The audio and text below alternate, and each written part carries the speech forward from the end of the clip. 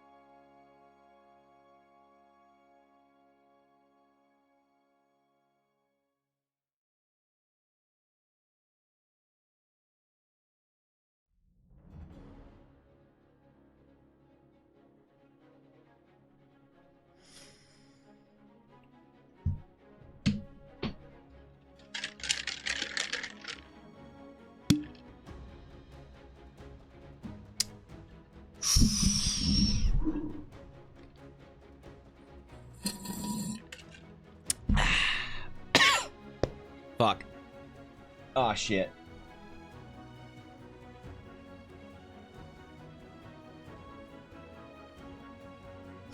Good morning. Hey, good morning. What's up?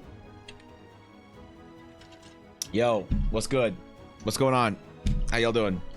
What's chilling? Happy Friday, man. Happy March. It's both of those things, I guess, now, so that's pretty cool. Once again, another Friday down, another week over, and no stories from Thursday D&D. So there it is. Morning. Kitty, good morning to you. Thank you for the 100 bits. I appreciate that, Kitty. Thank you. That's very sweet of you. I appreciate that.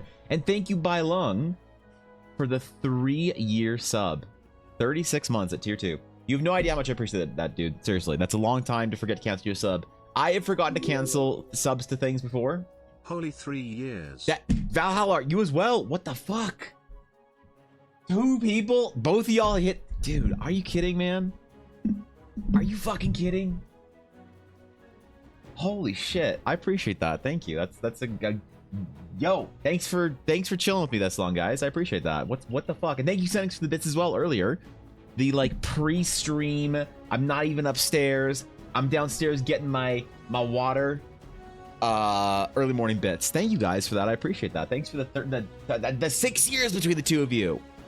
What the fuck? God damn. It's a lot, man. That's a lot, man. I appreciate it. Seriously. Sometimes I like think about how how nervous and scared I was to start streaming years ago. I was very nervous. I was very scared. I was terrified.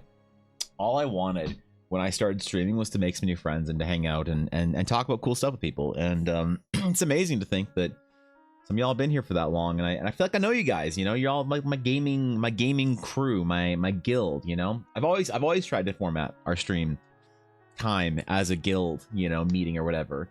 And yeah, it always feels like a comfortable, you know, World of Warcraft guild or whatever game you guys play. So thanks for being with me this long. Thank you for the bits. I appreciate it. Good morning, everyone.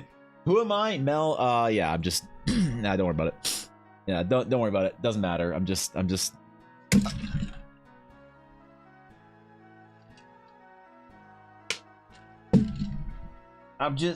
I good? Did I spill? No, yeah, I just spilled it all over my shirt. That's fine. That's fine. That's fine. I got Jesus Christ.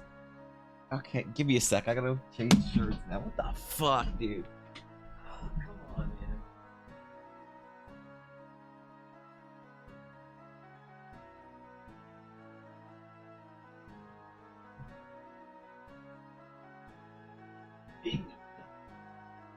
My guild shirt on, right? I have my gun shirt on, man. Wait, this shrink? Did my guild shirt shrink? It did. Bro, my guild shirt shrunk. Look at this. Look how tight this shit is. I gotta stretch it out, man. My guild shirt shrunk, but look at how good it makes my arms look, though. Yeah. Ooh. Yeah. There we go. The illustrious Item Smith has blessed us with his presence. May the items of today be carved in legends of old and bring fortitude to its wielders. That's what I like to hear. That's what I like to hear. Yo, hey, thank you for the 100 bits or the 199 bits, Senix. Curious. I appreciate that. Thank you. We're gonna try. Today's gonna be a day. Oh man, we're gonna go hard. I gotta do a whole bunch of items today because if I don't, I'll post the uncensored sexy withers or something. I don't fucking know, man. I gotta find stakes for this shit. All right, I gotta make stakes up for this, but I can't. It's rough. If I don't, you'll watch Star Wars with Ella. Ooh, Star Wars with Ella would be good. Can't watch it this weekend. She's gonna be out all weekend. I'm gonna be alone all weekend, man. I'm gonna have Yuna is going over to my dad's. Because my dad my dad and his wife really love Yuna. They really love hanging out with that dog. So she's going over there for the weekend, spend the weekend at grandpa and grandma's house.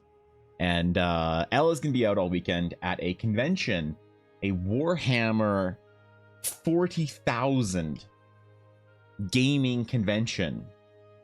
I believe it's called Rumble in the Rockies.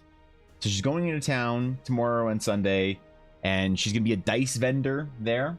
So she's launching her brand new, previously unannounced set of D6s that she's gonna be making. She's making entire sets of whatever the... So Warhammer players prefer a very specific size of D6.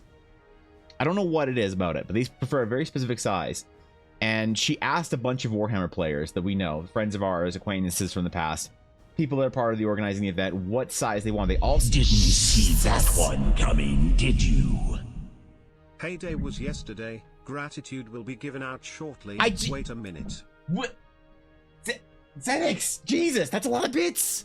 What the fuck? You don't have to chill that many bits. You can just chill.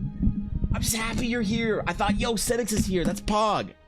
I always love when Zenix is chilling. You don't have to. You don't need to churn bits. You can chill. All right, that's a lot of bits. You can TTS for a lot. Damn. Oh fuck. Jesus, Zenix. Thank you for that 1,500 bits. That's a lot, man. Thank you, Zenix. I appreciate that. That's incredibly generous of you. Thank you. What the fuck? Seriously. Goddamn. Shit. That's a lot for so early in the morning. So thank you. I'm honored. I'm humbled. Did I win or did one of the mods beat me? Let's see. Let's see. No, it's been rigged for Paleo Sam. Sorry, Zura. I can get in there. I can rig it for you if you want. Let me just quickly go AFK and hit my BRB screen real quick. Okay, cool. So now I've muted my microphone. I hit my BRB screen, which is right next to my main screen. So now that they think I'm away in the other room, I'm gonna get into the mainframe. I'm going to log into the reroute backdoor router thread pool organization matrix. I'm going to adjust the pay to win factor 13 count. Yeah, okay, all right. We're gonna space the user information data thread blocks and reroute them through the group stage access drive. And now, okay. All right, good. All right, now I'm gonna go back to stream and they won't know I've done anything. Wait, was that? Wait, that was the BRB screen, right? Yeah, I'm back. I'm back. Sorry guys, I had to refill my water. Yeah, I had to refill my water, guys.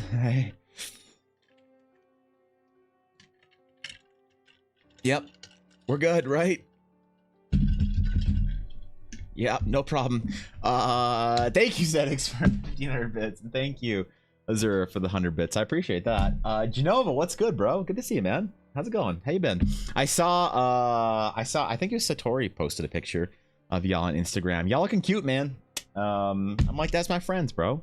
I miss my friends. I wanted to come down and see all y'all so bad last year because I've been missing you guys, but whatever, man. We'll travel when we can. Either way, yes, it is indeed Friday. We have no stories of D&D. I did not play last night. Didn't do shit last night. Not gonna do shit this weekend but work because Ella, yeah, she's gonna be at this Warhammer gaming thing. It's a big gaming event. And they all want to have some big fucking cool PogChamp dice whatever thing.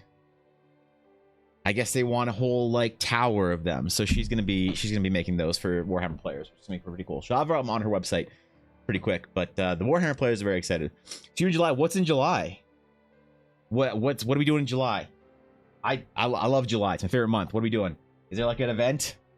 Are we going? It's not a BlizzCon. Is that TwitchCon? Shit. I wasn't planning on going to TwitchCon this year. TwitchCon EU?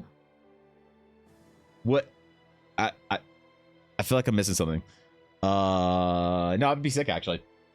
So yes, so Ella's gonna be gone all weekend. I'm going to be at the home all weekend alone working. And here's what I'm gonna do. Okay, I am going to enter my most dangerous phase of working. I am going to get a series of caffeinated drinks Okay. I'm going to get a series of high density, low calorie, high nutrition snacks. I'm going to place those around me. And then I am going to turn on 8-hour music mixes of the ancient Sith theme from Star Wars. I'm going to change all the Philips Hue lights in my room to red. I'm going to draw the curtains and sit in meditative darkness. And I will draw and I will paint. That's what I'll do. So that's this is my most terrifying, dangerous form. All right. When I need to get something done, I go into the depths of it. I would be a terrible Jedi, dude. I'd be a much better Sith if we're being real. I don't like the people who are like, ooh, Sith are cooler than Jedi. It's like, all right, yeah, cool, I get it. You got bullied in high school. But let's face it, I would do better in a Sith like shrine. You know, I just like the darkness. The darkness is good. So no, that's what I'm gonna do on the weekend. But yes, I will miss them, Kitty. I'm gonna miss Ella and Yuna. I'm gonna be all alone. What am I gonna do? Who's gonna keep me accountable to do anything? You know, I'm just gonna probably go to the gym and then not see the light of day again for like 3 days. No, I don't know. It'll be fine. Ella will be back in the evenings. So it is in Calgary, but it's not like she needs to stay over in Calgary, so it's fine. Sith do meditate, but Sith meditation is different than Jedi meditation. It's not calm. Sith meditation is about channeling your rage as opposed to finding peace or something. I don't know. I'm not a Jedi or a Sith. That's a made-up thing in a made-up universe. This is a real talk for real D&D. Let's get to the first roll. Hey. So today I need to build an armory. I have a project coming up. Somebody had commissioned me a long time ago, and I totally forgot about it. And I'm like, oh, I agreed to that. Whoops. It's now next year. They're like, I need a bunch of swords for my D&D game, and I said, okay. So I need to draw a bunch of swords. So today we're gonna draw swords. So if you guys have other items, today is not the day. There'll be other weeks, but this week, we are going to be drawing swords. Swords of Destiny. I'm not messing around. All right, I'm trying to do a good job today. So if you have a sword that you'd like me to draw for you, for your D&D game, for at home, for your OC, for your deviant art portrait, I don't know, man. I don't go on your accounts while you're at work. Look at what kind of degenerate shit you like on Instagram and DeviantArt. Your mom does that and emails me. So anyway, if you have a sword, exclamation sketch, you'd like to enter, we shall see who wins the warm-up. It has currently been rigged for Paleo Sam, but I have it on good authority that apparently some of the system has been hacked, you know, by some third party, not me. I would never consider myself a hacker or any type of data security expert. I would never consider myself a cybersecurity consultant. Why? Because I don't make $2 million a year. And if I was a cybersecurity consultant, I would at least be making 8 figures. You know? So that's what we got to do. We gotta work with what we got. So yes, swords there. I'm excited. I got to do a whole bunch of stuff. No, not for your waifu. It's not.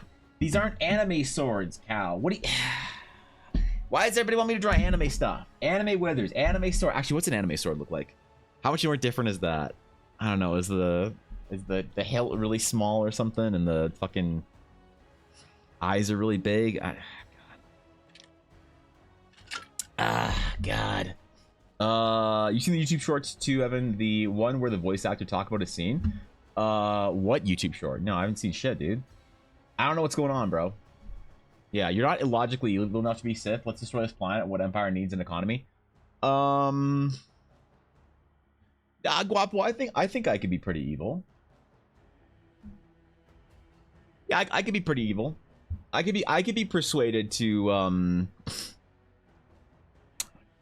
create a gaming company that, you know, creates a false sense of accomplishment and progress for the players, creating some sort of, like, you know, dopaminergically activating system designed by gambling experts and psychologists that have thrown away their morals in order to help an industry of depravity and pestilence spread upon the human psyche, turning people from individuals with value and progress and potential into simple paying slaves to go to their job and to spend as much time not at their job giving my game money.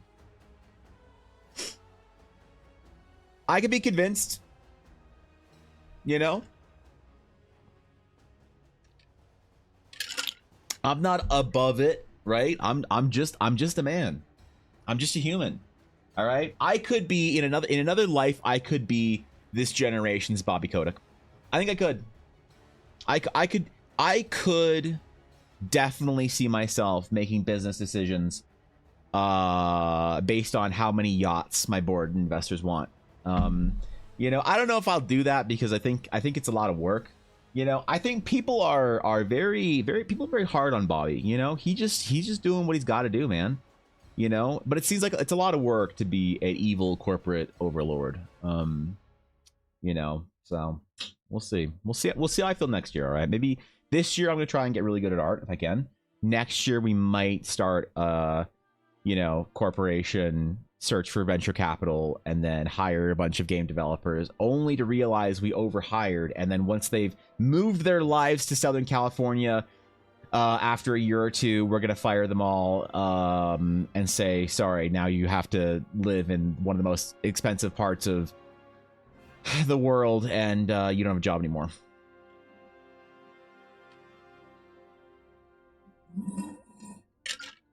Or something like that. I don't know.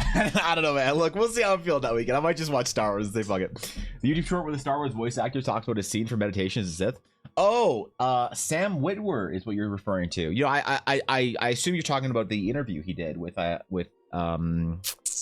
forget who, but yeah, Sam Witwer talked about Sith meditation and how Sith meditation be very angry. I like Sam Witwer. He's not only the voice of Palpatine and Darth Maul in Clone Wars, but he was, yeah, like you're right, Starkiller. I like Sam Witwer. If I was to do a movie project or something, there are some actors I'd want to hire in my movie project. I don't know what it would be, but I'd want to hire Sam Witwer. I like him. He seems cool. He streams too. I've been to his streams. It's funny him playing Force Unleashed and saying things he shouldn't say about the game and then deleting the VOD, and it's kind of funny. 90% katanas, 5% swords to give Hema stands an aneurysm. Yeah. We'll try, Robo. You can see it, Genova. All right, I appreciate that.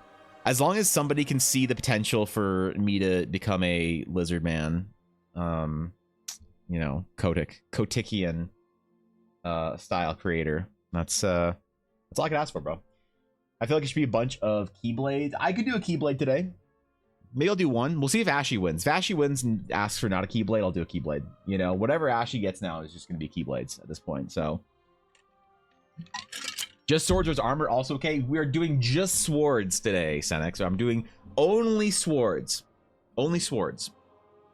It's like the nerd version of OnlyFans, but for Hema enjoying balding 35-year-old men.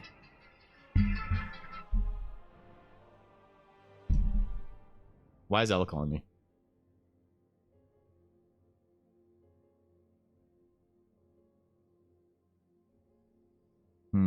Missed call. I think she called me and then realized I was streaming and immediately stopped calling me. All right, whatever. Probably fine. Anyway, the winner of sketch number 1 today, of the first sketch of the day, the person who will define the meta, who will be responsible for the warm-up, is, of course,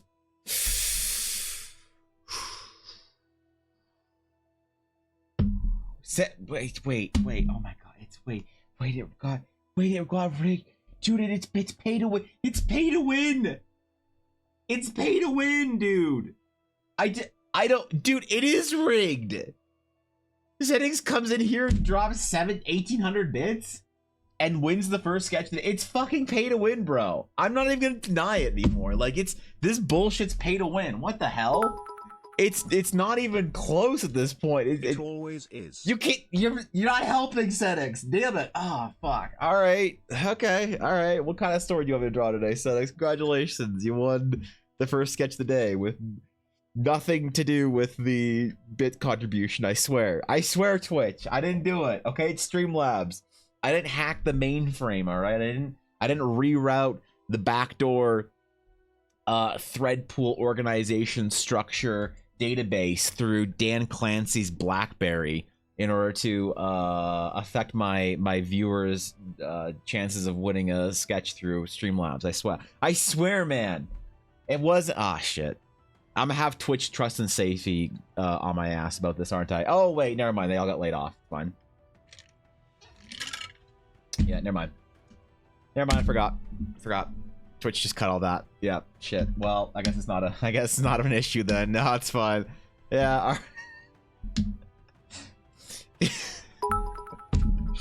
Yeah. All right. No problem. You can do whatever you want on the platform anymore. I forgot. This is pay to win account, since he can't rig it for himself anymore. All right. Thank you. I'll put that towards Blazes. Yeah. I'll put towards his play to win. Oh no. Dan Clancy is trust and safety now. Oh god. It still hurts. It still hurts. It's the Twitch layoffs were like a month and a bit ago, and it still hurts. I was actually not even aware that Twitch had layoffs because I was on my break. I was on my break when all that happened, but I did hear that trust and safety got nuked, so there's that. All right, an ocean forged longsword, something brought to the depths, up to the shores. All right, I got you. Underwater themed. Where do we want to go with this? So so this is all in practice for this project I have to do. So somebody asked me like a year ago, it's like, hey, I'm gonna be doing my D&D game soon, and I was like, all right. And he was like, so I need to make these swords for my players, and I was like, okay. And he's like, so what that means is in about like, you know, later in the year, so like late 2023 or whatever, I'm gonna need you to draw a bunch of swords for me, one for each of the player characters. I said, all right, cool. And then I completely forgot about it because he didn't say anything to me about it for a long time. And then one day, I got a message a couple weeks ago saying, "Hey, it's time." And I was like, "What? Time for what? What are we doing?" So, yeah, look, I need to get practice up on drawing some swords. I did some research actually for like some concept art strategies and things like that. And I have some tools we're gonna try today. I have some unique little I don't know, fun experiments I'm gonna try, because like I like to LARP as a concept artist. Look, I never got my dream job at Blizzard, you know, but I definitely can LARP as if I did, right? I was never good enough to work on the WoW team. Maybe, I don't fucking know. I hear that Chris Robinson is now art director of WoW again, which is PogChamp, because he liked me. I probably couldn't message him and use my nepotistic connections to get a job on the WoW team now, but never say never, man. Never say never. Right? No, actually, I thought it was a lot. I don't even know if I would accept a job at a game company now. I'm not like a big streamer, but at least I'm working on my own project, you know? It's so funny how like I've always been like kind of the butt of the joke for all my friends in tech. Because they all make like really good money at really good jobs at really good companies and whatever. Like, you know, they're all really cool. Like, my friends are always all really cool. But and I'm like the dude like LARPing as somebody who's cool, right? But now that I'm doing my own project, I get like these messages from people that I didn't think that I like knew well enough to message anymore. They're like, dude, I saw what you're doing on stream, bro. It's so fucking cool. You got your own thing. You got your own project. And I'm like, oh yeah, it's not like a funded project or whatever. Like I'm just kind of like doing it. Like it's not like a big deal yet. It's you know, thanks, but like it's not like a real project. You're like, oh, but like it's so cool. It's your project, man. I'm like, yeah, I guess it is. I guess it is my project, ain't it? I'm very proud of that, you know? I'm the envy of ones of people. I was gonna say dozens, but I realized it isn't quite dozens. It's ones of people. So did you enter because I got distracted opening mail? Oh, that's rough. Yeah, that's rough. You could have rigged it for yourself. Didn't enter either because I don't need swords right now. All right. Well, listen, bro. Listen. So I'm gonna try some concept-y things, some like concept arty things to make myself look like a real concept artist at a real studio. I don't even know what kind of game project I'd want to work on. Like the question was posed to me that if I had an opportunity to go work for a studio or something right now, what kind of project would get me interested enough to like actually give up what I'm doing? At least not fully, but to get like to also work a day job and stream at night. Because like if I did take a job somewhere, start working at a company or whatever, I wouldn't stop streaming. I wouldn't stop doing what I'm doing. I would just stream in the evenings, right? It's like, what could possibly be worth it, you know, in today's day and age? And I don't know, man. That's a tough question. There's not a lot that's out there that I think it would be like that I'd move for, you know? I feel like the games industry, especially right now, like I'm always so nervous for my friends in tech. Because there's always fucking layoffs and bullshit, and the games industry had a bunch of them recently. It's like, think about how much it would fucking suck to like move somewhere as a junior artist, right? And then you pick up your entire life and you get rent for a whole year or whatever, or some shit. And then you work and you chill out and you do whatever, you get underpaid and you get overworked, you know, as you do when you're in the games industry. And then all of a sudden somebody's just like, oh, by the way, now you don't work here anymore. You know? It's like too much of a risk, you know? I'd rather like maintain a couple hundred subs on Twitch and just relax, you know? Do some commission, just take some furry commissions, you know? Just take, listen, man. Take a couple furry commissions. Don't ask any questions. That's fine. There's a couple people out there I know who will pay me $1,000 to draw their, you know, their giraffe man with his dick out. It's fine. Like I really need it. It's fine, right?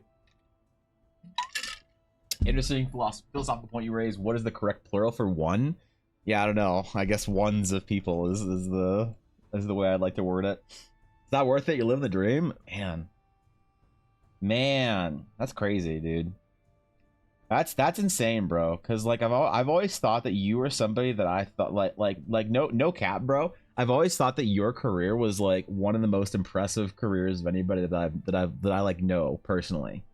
You know, that you've like made these like you really worked on really cool projects and made these really cool moves, but like it's got to be stressful sometimes, you know.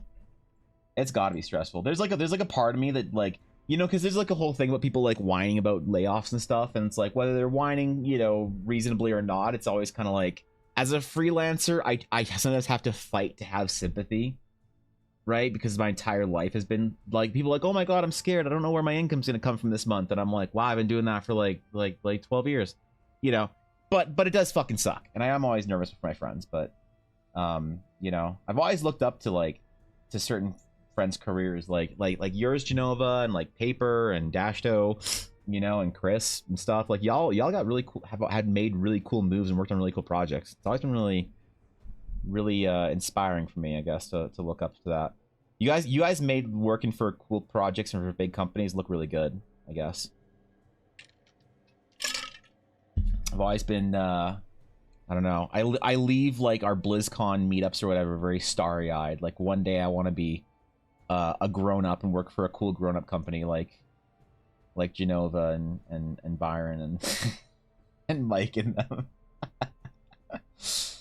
But I don't know, in the last couple of years I've begun to really value what I've got, you know. I've begun to really value, and it's like, you know, it's got its challenges being a freelancer, but I mean, yeah, like I answer to people I really like, which is like crazy, you know. I answer to the like couple hundred people in our Discord. I don't answer to like a board or whatever, you know what I mean? So thank you for the tier 2 though. I appreciate that, bro. Thank you for that, especially right now when I'm trying to go for my February, March, April tier 2 or tier 1, no, partner plus whatever better sub split. I really appreciate that. The subs really mean a lot this month and next. So thank you for that. I appreciate that. Tier 2 is 2 sub points. That's a lot of sub points, bro. When you only need to hit 100, that's like 2% of all sub points. So thank you. I appreciate that, bro. Seriously. Yeah, I don't know. It's fun. It's definitely fun doing the freelance thing, doing the streaming thing. But I do still wonder if I missed out, because I think the opportunity's kind of passed for me. I don't think I'll ever work at a big studio, and I kind of wish that I had been able to. You know, I hear about Dashto doing stuff like playing fucking beach volleyball at work and stuff. You know, it just seems cool to work at a company where you like your people you work with. You know, to have like coworkers that you can sort of like bounce ideas off of or talk about projects with, or people at different disciplines. Because I'm very interested in a lot of things to do with game development, beyond just the art. I'm really serious about trying to like I've been over the last couple of years trying very hard to, you know, up my programming game and to not become a software engineer or anything formal like that, but just to be able to code my own like projects and stuff, right? So it'd be really cool. I always thought it'd be really cool to like work around in like a space where there's people that I could go like talk to about that kind of stuff, you know? So I always wanted to work at a game studio for at least a couple of years, but now I think that I'm kind of past that point where I think I could, and I think I'm kind of okay with that in certain ways. I'm a little disappointed, obviously, but in general, I think I'm okay with it. You know what I mean? All right, Senex. Forged in the depths of the ocean. We're gonna kind of rip off a sword I really love from a game called Final Fantasy X. I believe it's called the Brotherhood. I don't remember. But it's got this kind of like watery design on it, like it's flowing water. So we're going to kind of do something similar to that, but in symmetry, as opposed to in, you know, single-bladed weapon or whatever. That's what we're going to do today. That's what we're going to try anyway. Whether we do it or not is not up to me. It's up to fate itself. Full stack develop incoming. Yeah, I'm trying, bro. I'm trying. Why do I need to learn to code though when I have Ella? No, but there are some projects I want to do that I want to like learn. The thing is, I'm also kind of dumb, I realize. You know, so everyone I know that's like a software engineer, I got a lot of software engineering friends and whatnot, and I think I'm kind of dumb compared to them, right? So I don't know if I'll actually be able to do it. But damn it, I'm gonna try.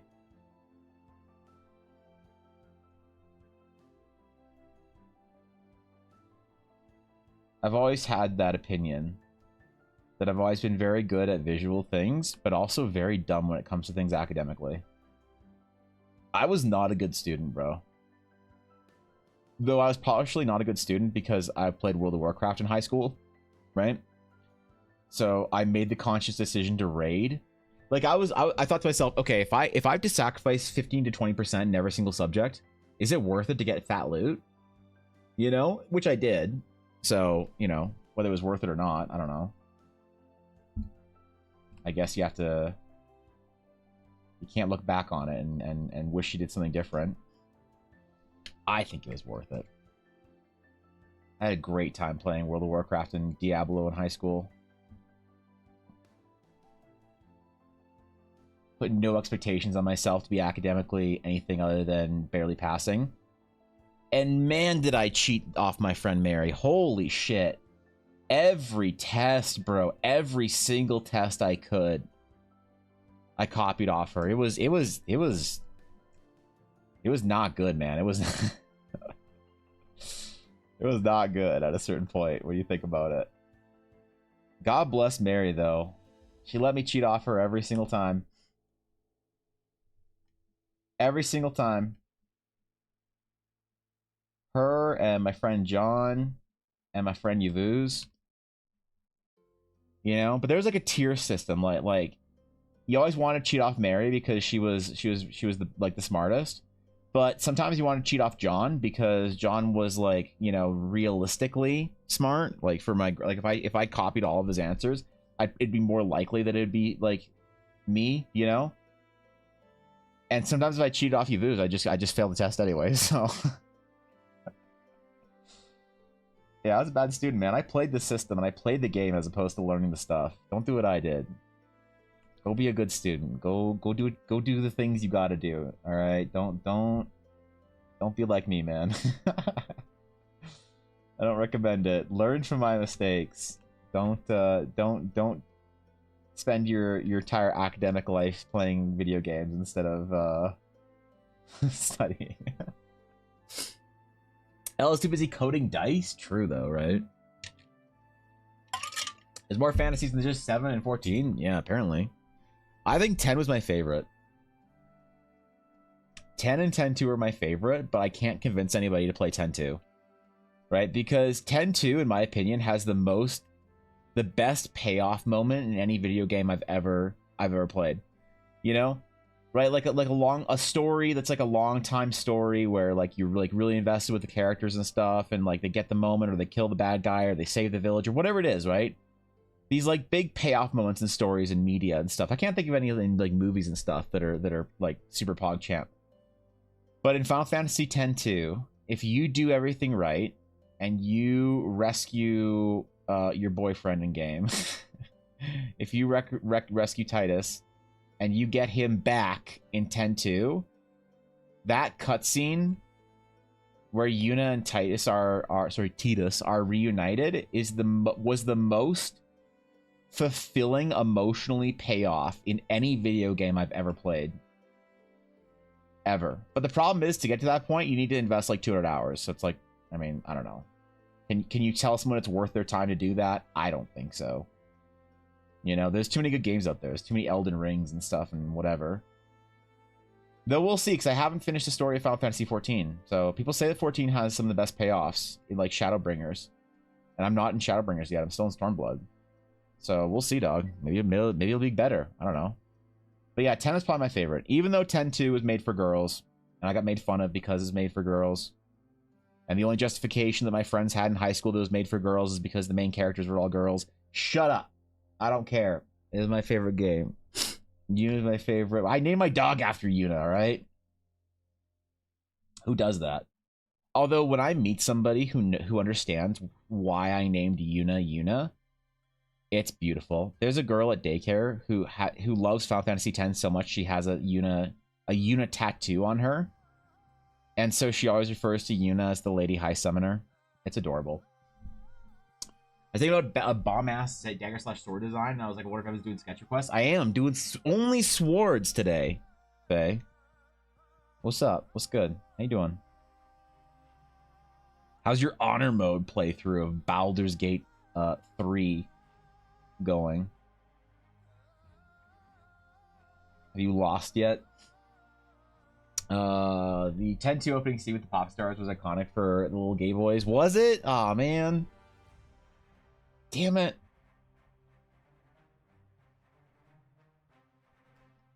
Is that why they all thought? All right, well. No, I loved it, dude. I still have that song on my playlist, bro. It's called Real Emotion by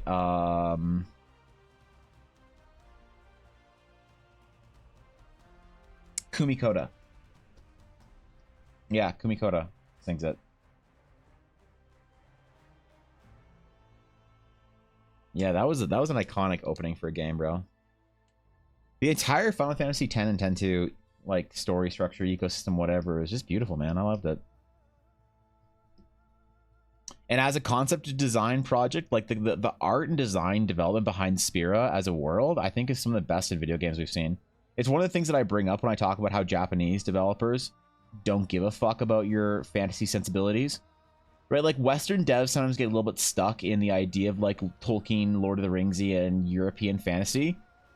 And then you get Japanese devs that are like, yeah, swords and sorcery and dragons are cool, but also I don't care about the history behind that stuff, nor do I have this like weird attachment to Tolkien. So I'm gonna do my own shit. Which is why I think Final Fantasy XIV is maybe the best fantasy MMO from a concept art and design standpoint out there. Because Japanese devs just don't give a fuck, man. They don't give a shit. They reference what they think is cool, and then they completely ignore all the other stuff that becomes self-referential. I think it's so important to be able to do that. You like separate yourself from the you know, from the expectations. It's big, dude.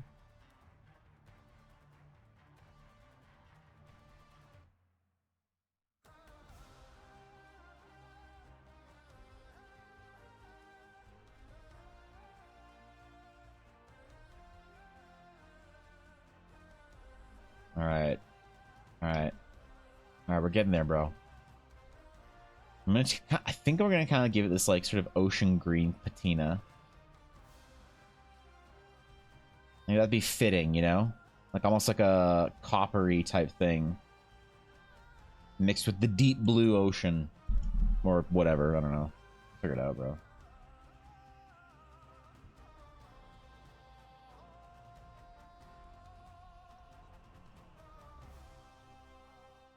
Okay, we're gonna do a little bit more hatching on it than we normally do, and then we'll jump into it. Because I think I tried something new on Blaze's gauntlets the other week, and I kind of liked it, actually. It's like slowing down and simplifying the color process a little bit more made the whole thing more rewarding, in my opinion, once it was finished.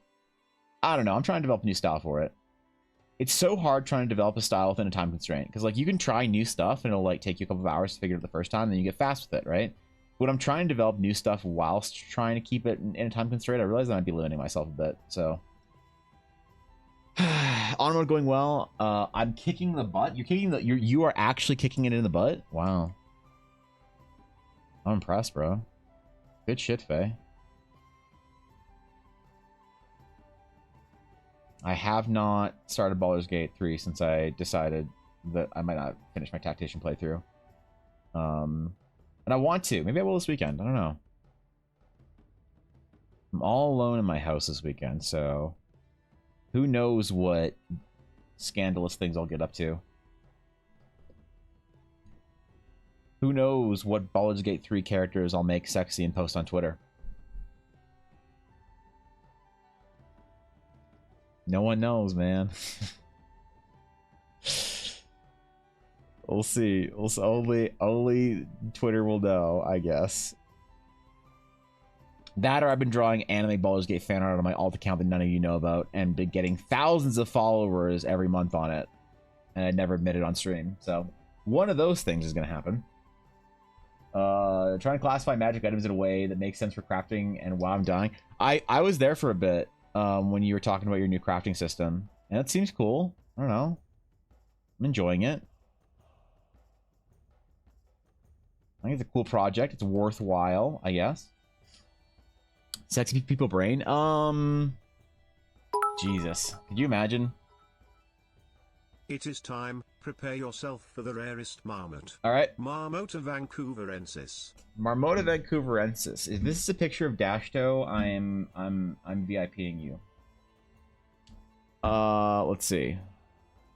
Marmota vancouverensis. So this is the Vancouver Island marmot. Is this the best marmot? Let's see. Today's marmot, I think we're gonna... I don't know, man. That's a pretty good marmot, actually. Yeah, I don't... It's going extinct? Good. Man, that's a great marmot. Look at that. Look at that stamp, bro. That's a great marmot.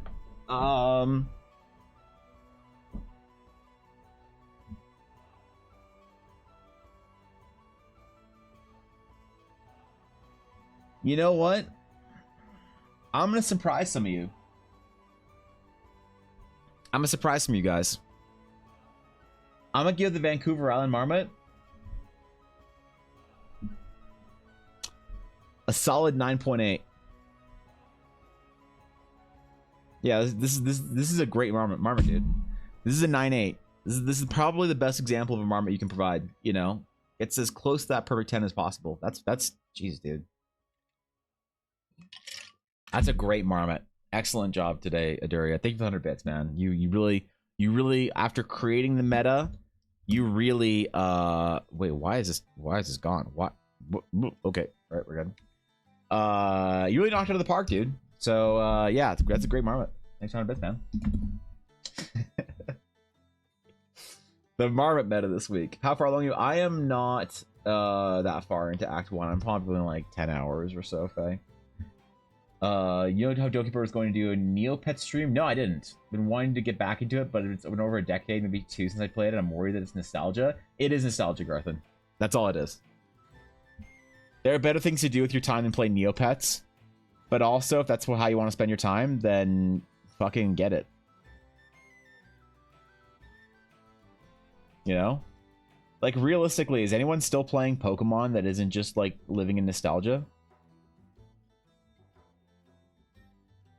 Like, nostalgia isn't a bad thing, you know? Especially in, like, our current era, where nothing new is interesting is coming out. No one's making anything new or interesting. At least they hadn't been for a long time. I think, like, people are starting to do it now, but it's better than it was 5 years ago. But there ain't nothing wrong with wallowing away in nostalgia for a little bit. Do you have better things to do? Absolutely. Is it a good use of your time? Probably not, but, you know, if you want to, it's a good enough reason to do it, in my opinion. So, I don't know. That's a beaver from Narnia movies. Was there a beaver in the Narnia movies? Or are you gaslighting me? I don't remember the Narnia movies. I haven't seen a Narnia movie since it came out, probably. Maybe I watched one on an airplane like 10 years ago or something. I don't know. Like I said, it's been a bit.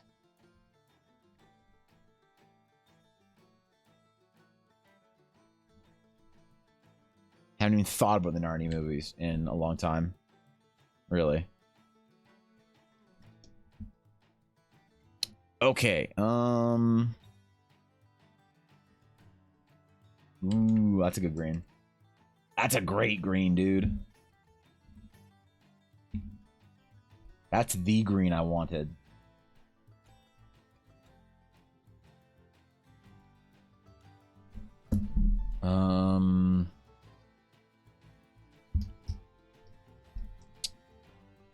Yeah, kind of an oxidized copper type thing. Dude, sometimes it works the first time. What an amazing gift that is, when it just happens for you. Mark needs a huge amount of nostalgia baiting for the last 5-7 years. Yeah, like why are they like Final Fantasy VII Remake? I loved Final Fantasy VII. I have zero desire to play the remake. Just none whatsoever. None. And I don't get it. A lot of my friends that I knew that are like RPG heads back in the day, they're super excited about Final Fantasy Remake. They're like losing their minds over it, man. They're playing that shit. They're getting after it. They're getting back into it. They're all excited and shit, you know?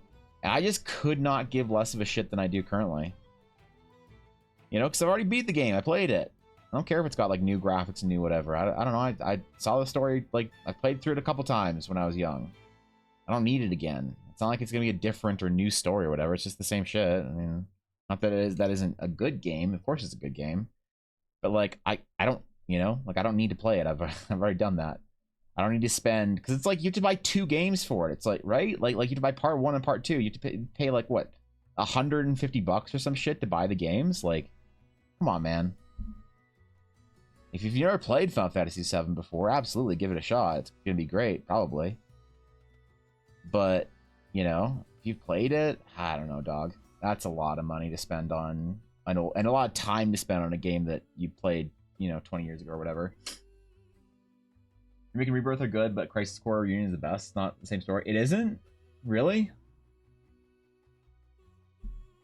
Wasn't the first game basically the same? Did they change it for the second game, or was there like new shit in the first game?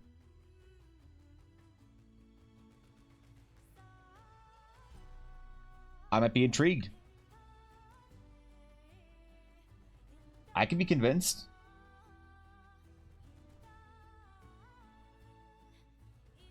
From what I've been told from reliable sources close to the project, is that it's just a retelling of the same shit.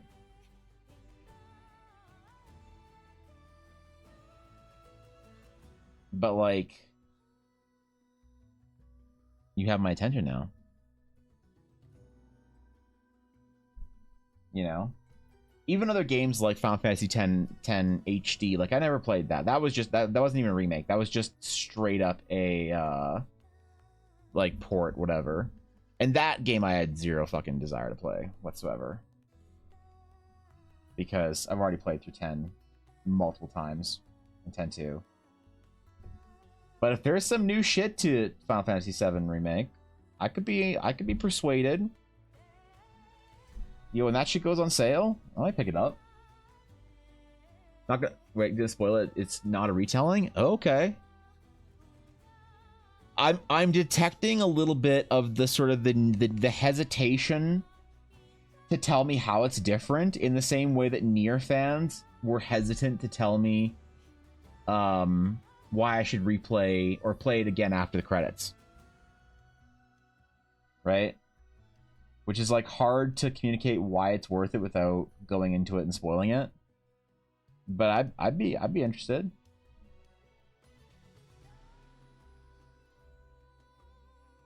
I'll be down. I still understand why they did that project, why they didn't just do another Final Fantasy game, but like, you know, hey, it's different. I'd be interested. Count me intrigued, I guess. Still, it seems like a lot of money for I don't know how long is the first game? Because that's the thing that really confused me when I heard about it coming out. That like, oh, here's the new Final Fantasy remake, but it's only the first part of the game. And you're like, wait, what? Yeah, it's the first part of the game. You gotta wait for the second part of the game to come out, and then it's gonna be another game you have to buy. That part I don't quite get still, even if it is a different story. Because from but here's the thing. I mean, clearly I've been misinformed, but from what I have heard is that the first game wasn't that long. A couple of my friends that played through it were somewhat disappointed with the game versus how much you had to pay for the game. You know what I mean? It makes the exact same. Squeaks knows you're gonna say it. Yep. So they alter the story, really? Seven's a fixer-upper? Seven's fine. All those old, like, PS1 era RPGs are all fixer-uppers, but they're fine, I think, you know? Right? Are your first favorite color sets? It's one color! What do you mean? Alright. Glad you like it. Glad you like it, Guapo.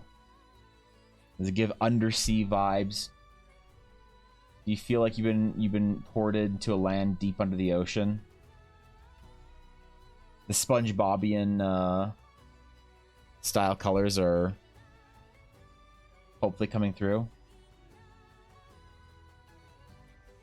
That's all I can really hope for, you know?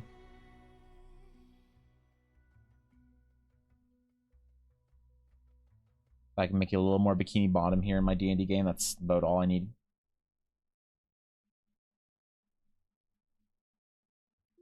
Ooh, that's good. I like that. Now we're gonna do a little bit of copper accents on it. Just a few here.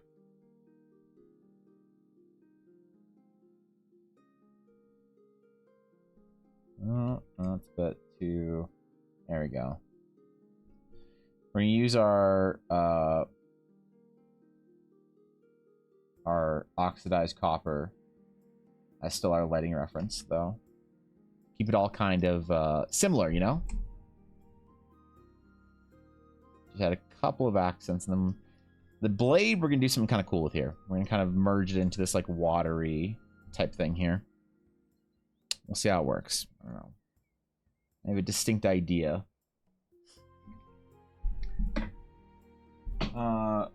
Not really, but I still like it. All right, that's fine. Looks 15 and 16. The last two games, the series didn't pan out. No, 16 didn't pan out. I thought people liked 16. I've heard very good things about 16. The main reason I haven't played 16 is because I don't own a PlayStation.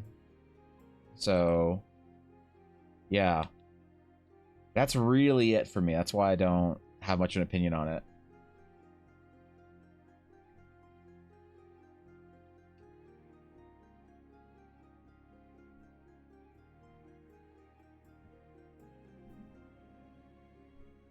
But I heard people like it.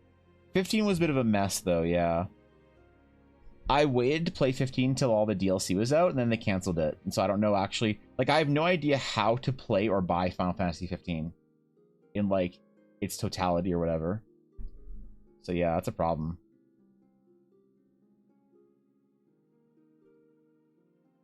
Probably not a good look for them, if you ask me. Needs more pineapple? You're right. Yep. I know you're right. Try my best, but never quite got there in the end. We were still a pineapple-less undersea blade. Will the sword contain coral shell blue number 4? It does. Yeah. Yeah, it's in the core. You just can't see it. But it's there. Yeah, no, it's there, dude. Now see with the gems? Yeah, okay. Pop should have a pineapple, you think? I do think the pineapple is the superior fruit. It is my favorite fruit out there, so.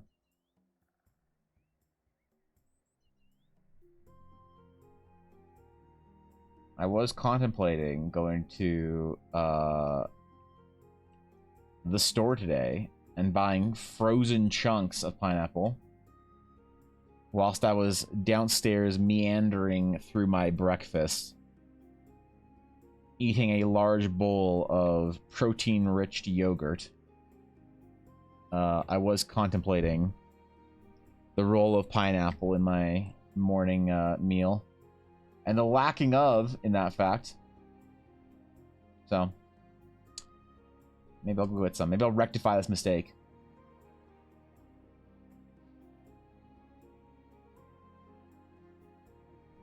We'll see.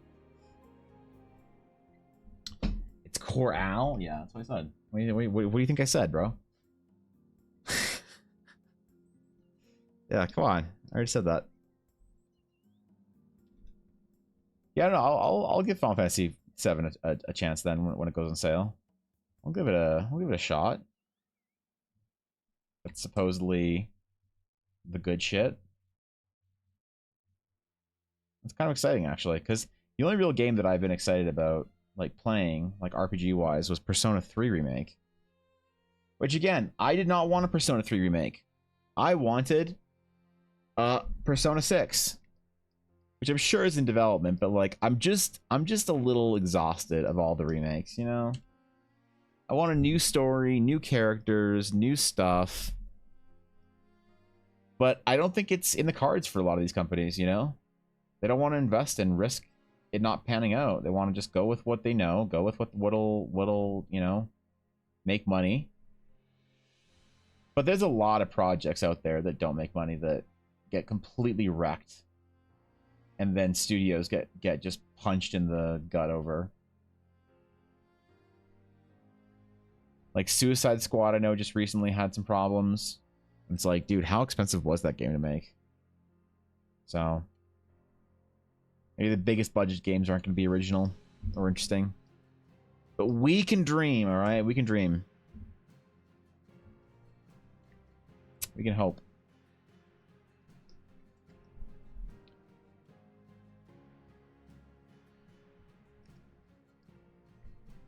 Okay.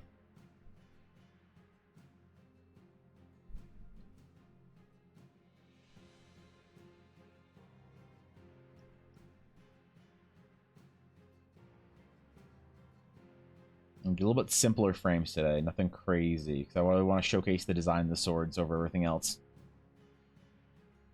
So a bit simpler frames, a little bit of color, nothing ridiculous, all right? I'm not trying to farm Twitter likes today, all right? What's going on, Rag? We're chilling, dude. How you been?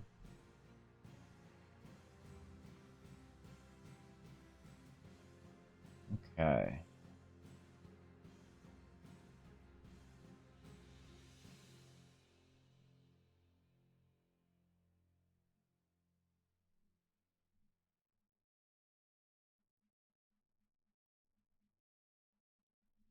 Okay. Something pretty simple. A little bit classy. A little classy. What number have we been on? Actually, hold on. Let me find that out first.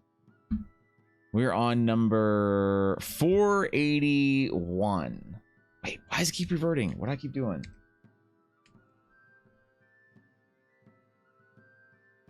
I think it's a mouse button I'm hitting, to be honest.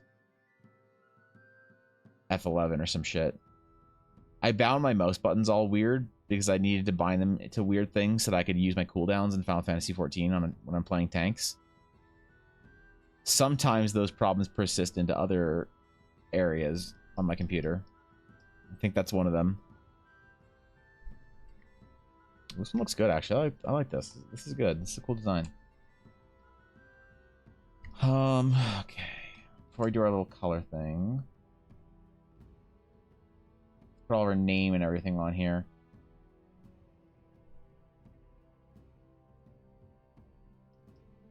What are we calling this thing? Senex, did you put a name in here? Let me refresh this shit.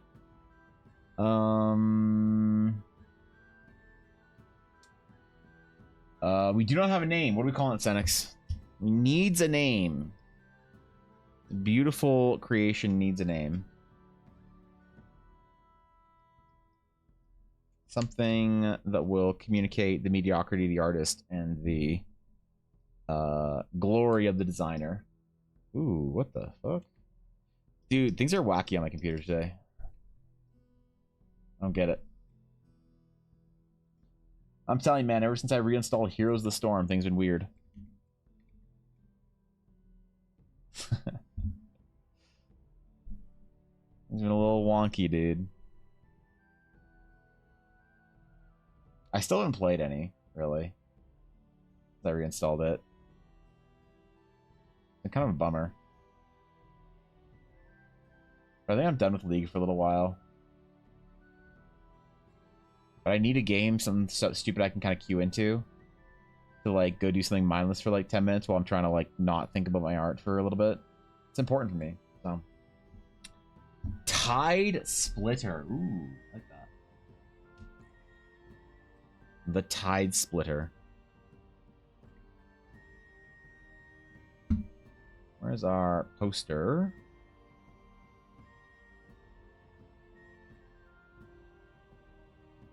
All right. Yeah, we're gonna try and focus more on the concepts today as opposed to the item cardness of it. So we're gonna be a little bit. We're gonna go a little bit simple. Try and use a uniform type thing if we can.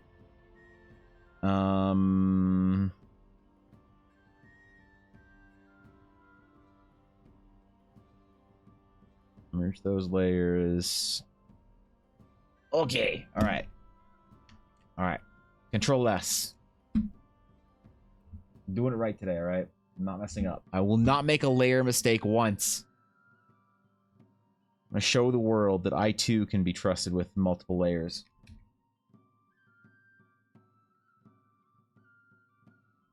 Oh, God.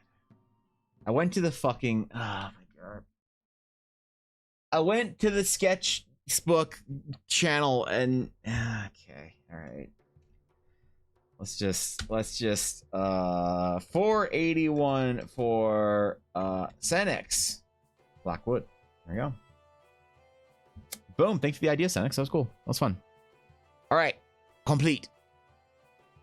We're gonna do the next one in before it makes the layer mistake once. Shut up. What happened to having some faith in me? Where did that go?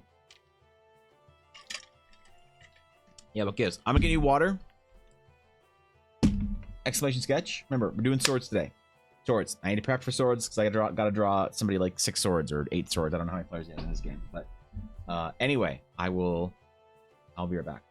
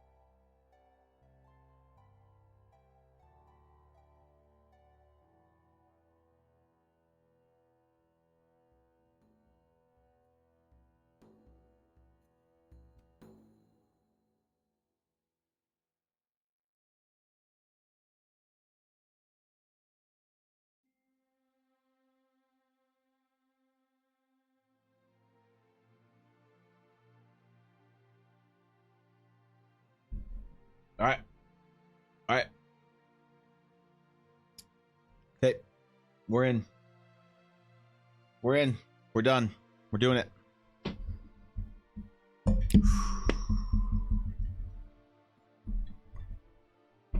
The roll is officially been rigged. There it is. Been rigged. The winner is, of course. Oh, fuck. God. All right. All right.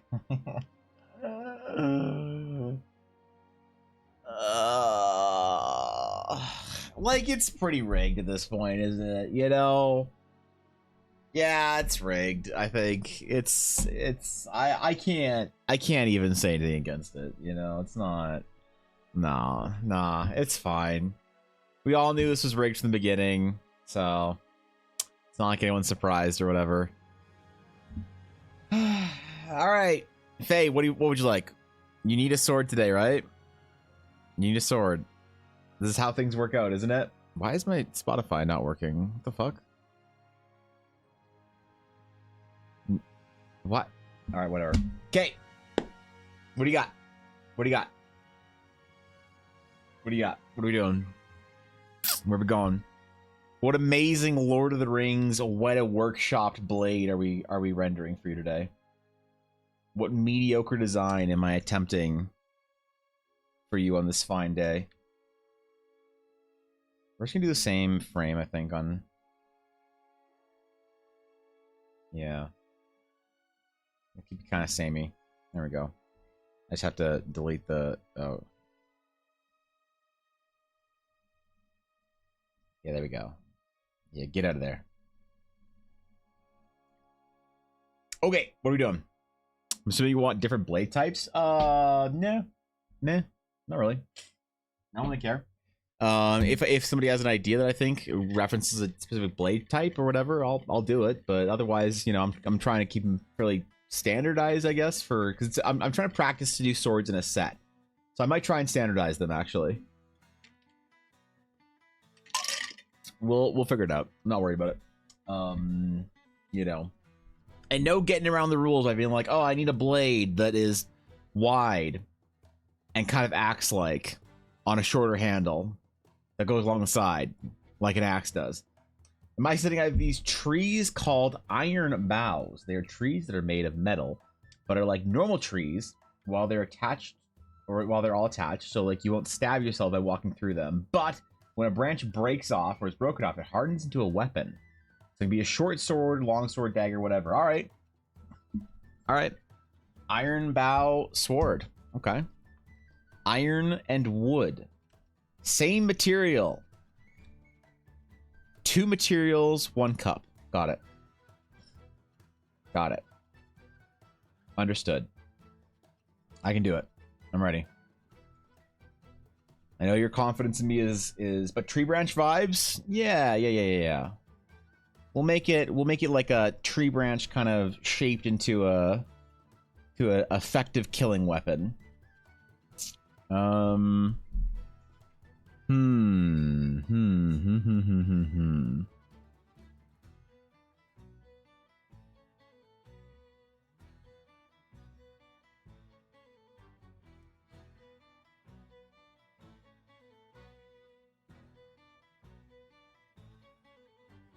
I kind of want to have it cased in almost like... Yeah, I think I have an idea. All right. I think we know what we're doing. I think we know what we're doing. I think I know where we're going to go with this. So, a lot of this is going to be the painting layer, but we're going to have it kind of be a little whimsical and nature-y. Oops. Let's get in the right layer here. All right. Never going to make a mistake of improper layers ever again. Nope.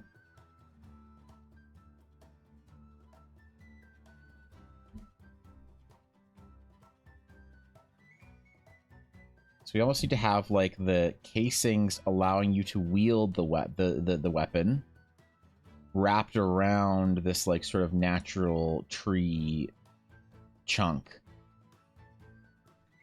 A tree chunk.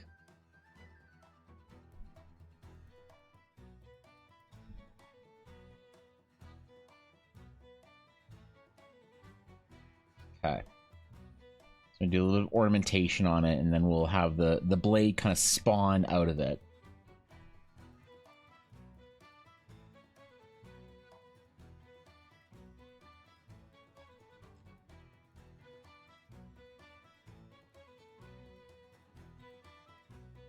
So the handle where you actually grab it, I want to be fairly uniform and easy to hold. But after that, we can get a little weird, all right?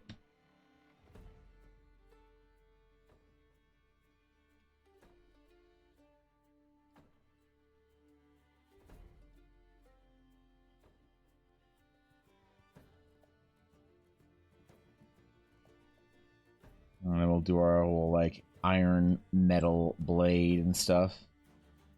I got ideas, man. I got ideas. I am the unstumpable when it comes to art.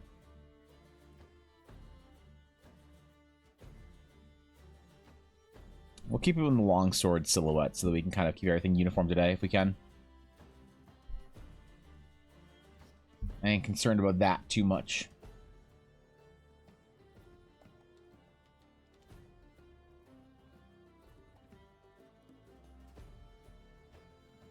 Okay. I'll just take that whether they're intertwined or fork or what have you. Yeah, I think we're gonna experiment a little bit. Something that can be kind of cool. We'll see how it looks. That's just a Flamberg style blade. What does a Flamberg style blade look like? Only Flamberg I can think of is the Diablo 2 Flamberg.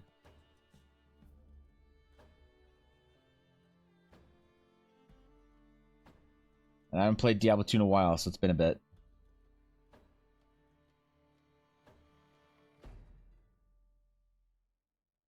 It's been a while, to say the least. I should play some Diablo 2. Fuck, man. I need some games to play, bro. I need some games.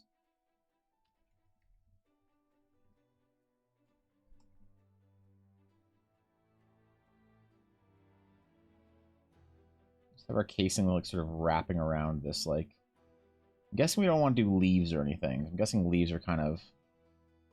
You know...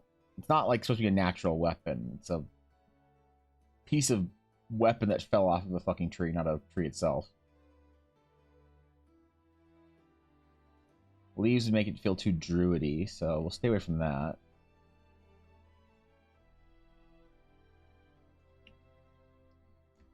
Okay, a general silhouette.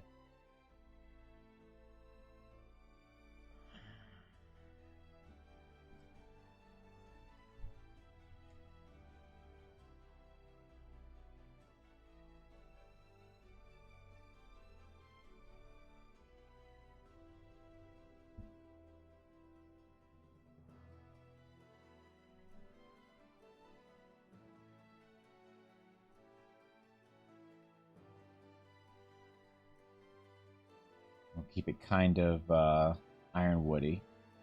It's gonna look like wood until we paint it out, I think. And then it'll make more sense, hopefully. So, remember you were a kid and you made cool sticks into swords? What do you mean made cool sticks into swords? I never made a cool stick into a sword. I wasn't that cool. You had friends to play swords with? Dude, all my friends wanted to play dress up from the fucking Disney. You know how many times I had to dress up as John Smith when my friend Pocahontas, or my friend Audrey pretended to be Pocahontas? Bro, what kind of childhood did you have? Sounds like a lot better than mine.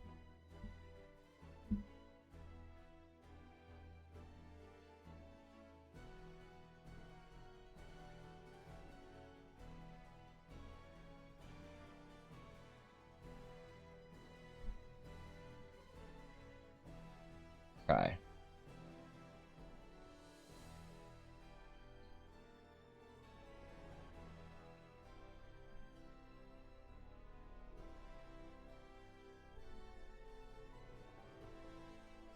It's gonna be kind of gnarly, just a little bit. It's okay. It's made of metal, not wood, alright? Jeez, leave it alone. It's trying its best.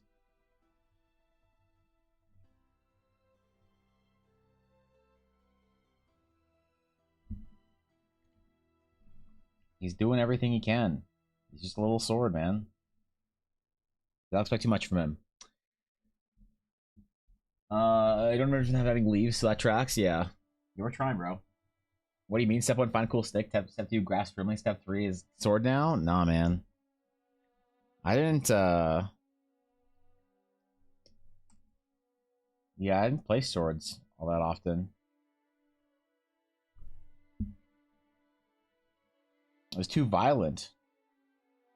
Parents didn't want us fighting. I remember distinctly once my friend Audrey's mom was like, "All right, kids, you can play make believe as much as you want, but remember, no fighting." It's because we tried to pretend that we were Jedi one time. We weren't allowed to do that after that, so that was gone. You know, like, I wasn't allowed to watch Power Rangers because my mom thought it was too violent. My brother and I were not allowed to watch Power Rangers. It was tough out there, dude. I wouldn't say I had a sheltered childhood, but did not go to war with my friends all that often, unfortunately. Or use different sticks. Some even had curved or two-head special swords. That's cooler than what I did.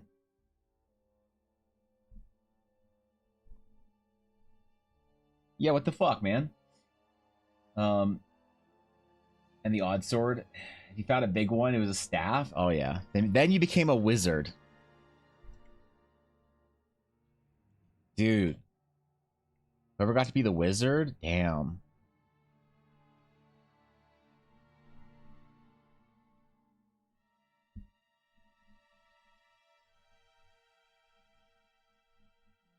I always wanted to be the wizard. Never got to be, though.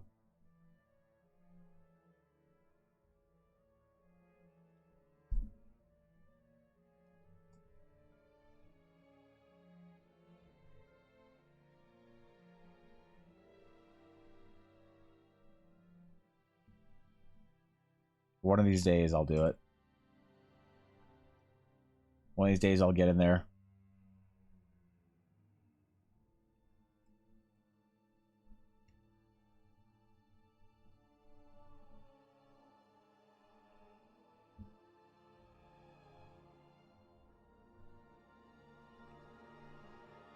You know, it all sort of sharpened and combined to an actual point at the end, I think. It's like the wood itself has been kind of carved out or filed down or whatever. Little extra branches and stuff kind of knocked off.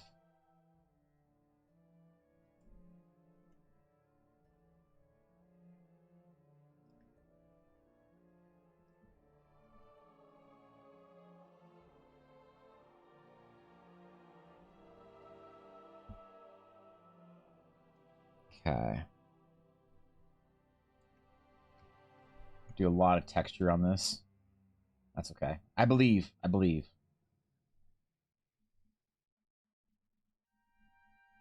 going to enjoy the challenge.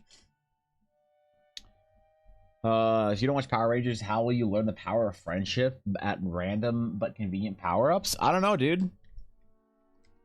90s parents were weird, all right? 90s parents all talk to each other. Like, it was not, you know, 90s parenting was like kind of culty, if you ask me. It's like one parent would like read a book or whatever about like how to raise kids, and then all the parents around would be like, "Oh, I want to do that with my kids. Oh yeah, let's do that with our kids." And so like no one in the neighborhood would be allowed to play with swords, like stick swords or whatever, or some shit, because like the most like authoritative alpha, you know, middle-aged woman would tell all the other middle-aged women what to do with their kids at like the local Tupperware party or some shit. Like my mom, I know she had some friends that were terrible influences on her. It's like, you know, when you have like a teenager or whatever as your kid, and you know they have like bad influence friends, but you're like, you gotta let them, you know, they're almost an adult, so you gotta let them make their own bad choices, right? I felt like that with my like parents' friends.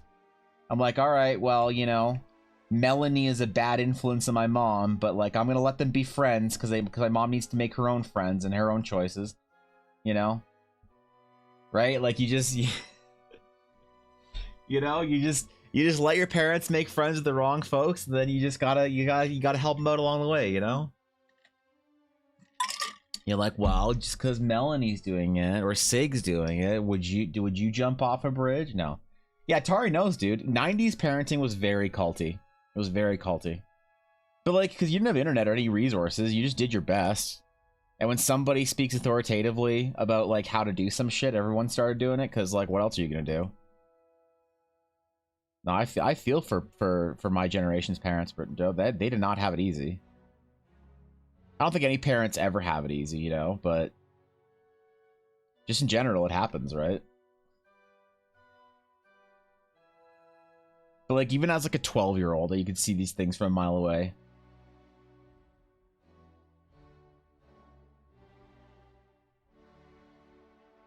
Yeah, parents seem scary, man. Seems like a lot of work. How do you know you're doing the right thing?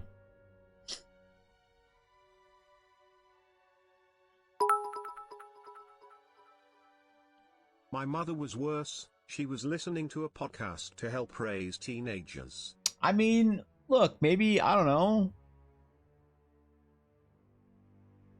I don't know. I don't know if there's a right or wrong way to do it, right? Obviously, I don't know fucking kids, but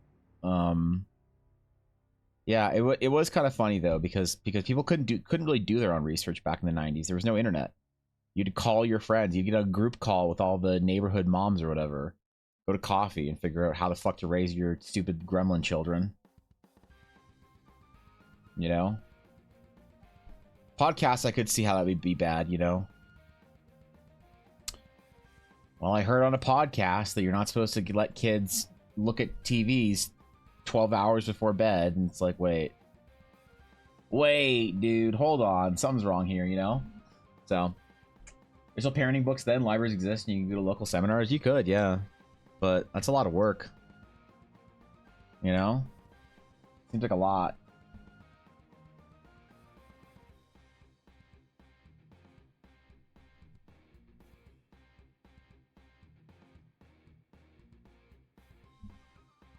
My parents had friends of theirs that I knew were bad influences on them as parents. You know? Like my godparents, terrible influences on my parents. My godmother hates me so much. And thought that I was such a terrible influence on her sons, you know? So then she'd be like telling my parents how to parent me and my brother or whatever, and I'd be like, she told you to do this, didn't she? This stupid thing you're doing, she told you to do this, didn't don't lie to me. I might be 9, but I'm not stupid. You're only doing this because that bitch told you to do this, right? You know?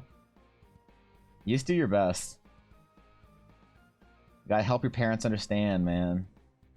But of course, you're also like 9, so they don't give a shit what you say, because like you're pretty dumb when you're 9. I don't know any 9-year-olds who have ever said anything useful, so it's like, would I believe a 9-year-old that says some shit? Probably not.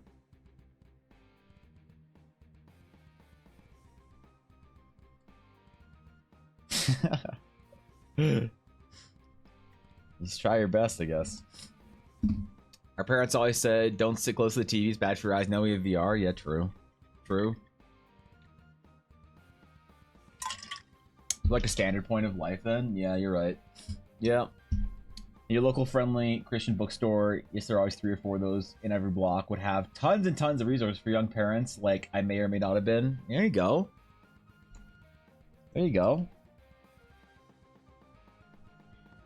I think being a good parent's probably pretty simple, but it's not easy. It's like being a good artist. It's not complicated. It's hard, though. But what do I know? I'm just some dumb 30-something-year-old. Hell, by the time my parents were my age, I think they had at least 2 kids, so... Fuck do I know, man?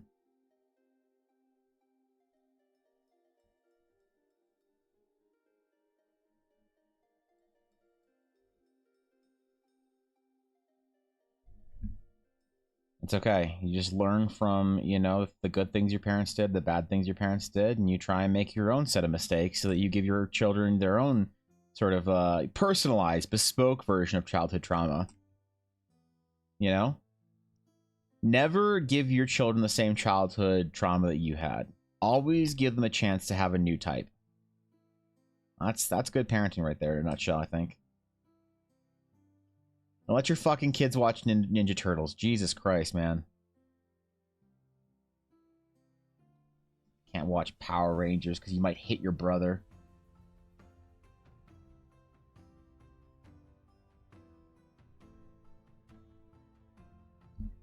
My brother and I used to fight all the time regardless. It's like we didn't need Power Rangers to figure out how to hit each other. You know? Man, we'd start fighting when we were playing Pokemon.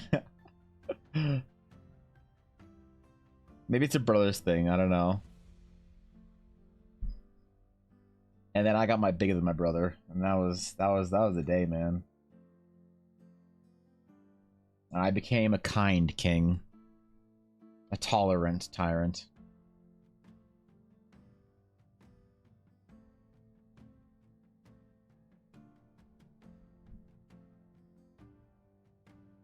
I love holding shit against my brother that he did when he was like 7.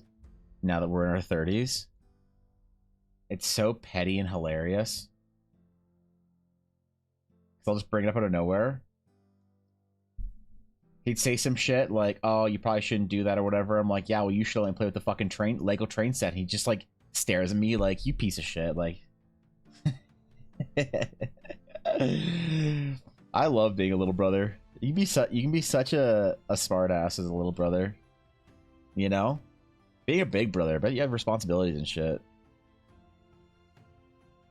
Everyone expects you when you're the younger child to be the gremlin, you know? Right?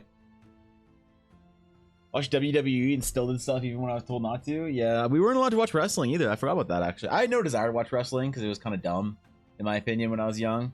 But we weren't allowed to even if we wanted to. You know?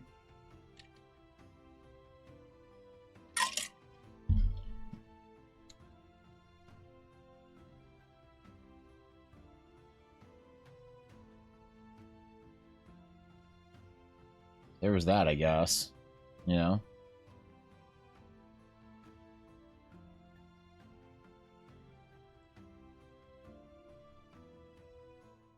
Alright, magical spell effect is a stick. Sick.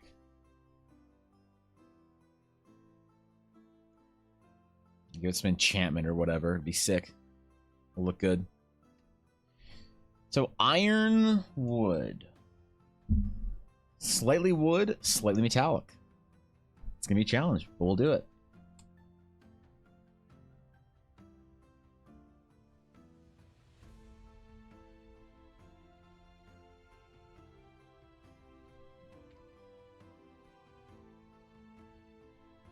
Yeah.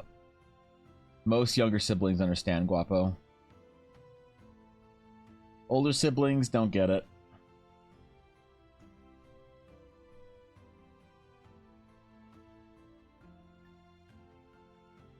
I always wanted to have a big family and then create like faction divides in my children.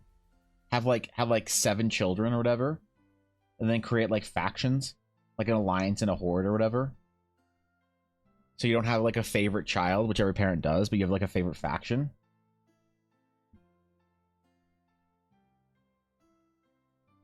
You know? Because favorite child is hard. Because you know every parent is a favorite child, but they can't say it. The kids know. The kids always know.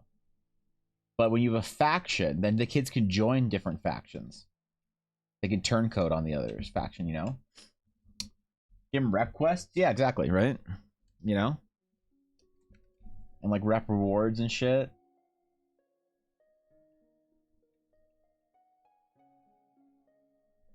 Like they get like situational bonuses or whatever. They completed their quest, so for the next 6 months, the next 6 month period, any tooth fairy visits will be like rewards will be increased or whatever. You know, that kind of shit. Yeah. Well, if parents love any of the children more than the others, generally I know that they have kids they like more though. That's not true. My parents love my brother more, but they like me more. Yeah.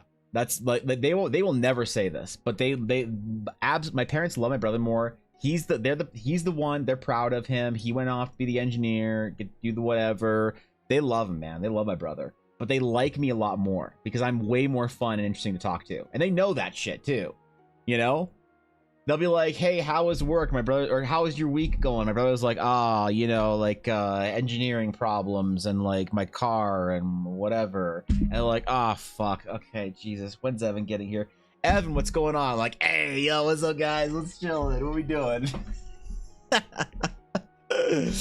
But God, he's gonna talk about his Twitch stream though. All right, well, we'll just sit through that. Let him, God, we'll let him think we're proud of him for drawing dragons or whatever, and then we'll talk about hockey or some shit.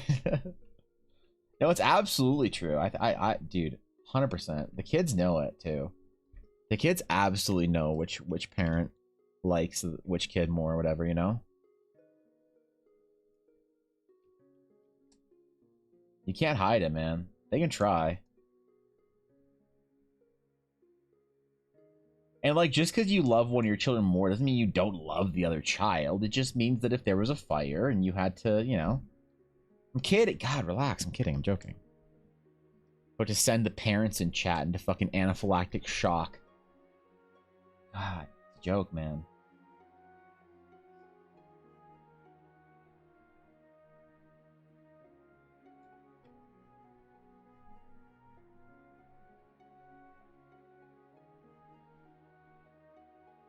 Yeah, it's true though, Faye. You know, you know your mom loves you more than your brother. Brothers, sorry. 100%. You know it. You got the cute dog and everything. Oh yeah. Having a dog definitely will increase your status with your parents. You know? Like, my dad loves my dog. He can play fetch with her. He can watch hockey with her. All right? My dad's grandson, my brother's kid. What, can you watch hockey with him? No. He'll just throw up everywhere. You know? Babies suck, dude. Can you play fetch with the baby? Not fun. Sure, maybe you can kind of fetch, but then, you know, if they don't get their way, they'll start crying, right? So it's like having a kid with a dog way more fun than having a kid with a kid. Oh yeah, come on. Even I realized that.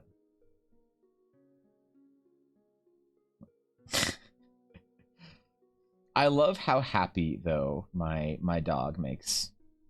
Like I'm always worried about when my dad and his wife say they're willing to watch you, and I'm always worried about it, like putting them out or whatever, like being a nuisance. But they say they love watching her. They say they love hanging out with her. Ella goes over there more than I do to like drop her off and stuff, and they're always saying like, "Hey, you can drop her off earlier, or like, you know, let her stay longer. Like, it's all good." It's really sweet, man. I appreciate that. It's nice knowing that my dad's willing to like watch my dog and shit. My mom too. She's willing to watch my dog, but my mom has 2 dogs, and one of them really hates Yuna. So I wouldn't feel like if I had to, like if I'm like, Mom, I gotta leave Yuna somewhere for a week. Can you take care of her? She would. But one of her dogs, for like her older one, really doesn't like Yuna, so it'd be like harder on my mom to try and manage that than my dad, because they don't have a dog or anything. But it's nice having that support in there, you know?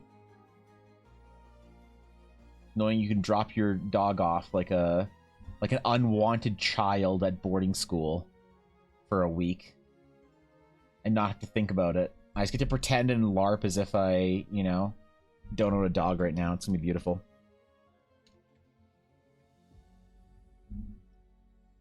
Some people are like, that's horrible. You should love your dog. I love my dog just fine, man. You know, I just need some time off once in a while. It's hard to take her to fucking Edmonton for a convention, leave her in the hotel, and have her scream at me the entire time because I'm not paying enough attention to her in the hotel. Much easier to leave her at grandpa and grandma's or whatever. True, all my kids have been taking turns being my favorite to hang out with or talk to. Absolutely. Absolutely. Like, one of your kids, Atari, way funnier than the others. Right? I don't know how many kids you have, but like it's true. One of them way funnier. And you'll never tell them, or maybe you will actually. I don't know. 4, yeah. Oh yeah. One of them's way funnier than the others. Another one is way smarter than the others and carries most of your familial bloodline expectations. You know? One of them, you really like the girl or guy that they're dating, you know? Another one, I don't know, you're hoping they're gonna have a dog so that you can... No, I don't know, man. It seems tough being a parent, bro. But everyone says it's the best thing, so, you know, people can't be wrong. They can't all be wrong. One day I'll be a...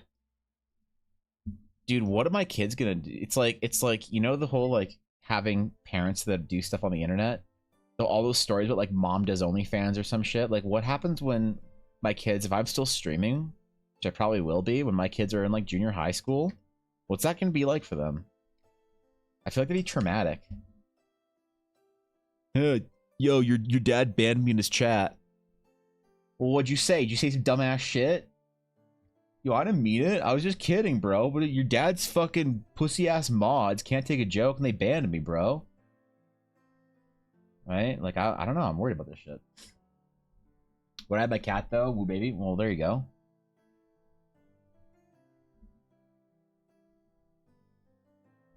Good old Nyx.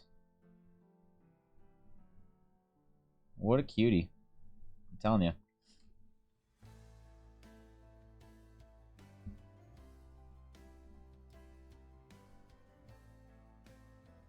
Now you have 1.5 dogs, right? You know what's gonna happen though, right? You know these conversations are gonna happen. Yo, I raided your dad the other night. Yep. I was finished playing Call of Duty 17, so I raided your dad, and he gave me a shout out. It was PogChamp, or whatever PogChamp's gonna be in 16 years or 17 years, whatever. If they don't behave, so you'll tell embarrassing stories about them to chat. Oh yeah, dude. Yep.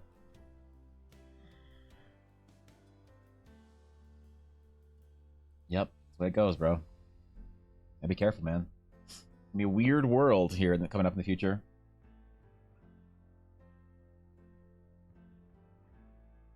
It's got to be a little bit weird to be a kid and have a parent that does like any kind of content creation, YouTube, Instagram, whatever, Twitch. Maybe a little strange, I think. She's the sweetest cat, actually, who my mom now owns.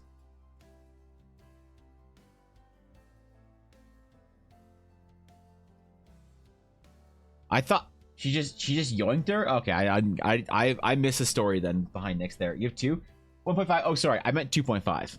I meant 2.5, fam. Sorry, I meant 2.5, not 1.5.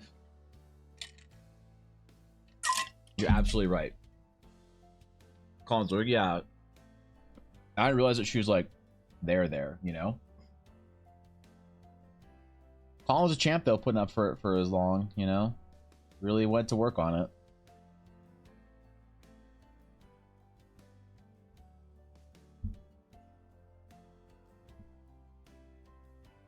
Those Nyx clips though.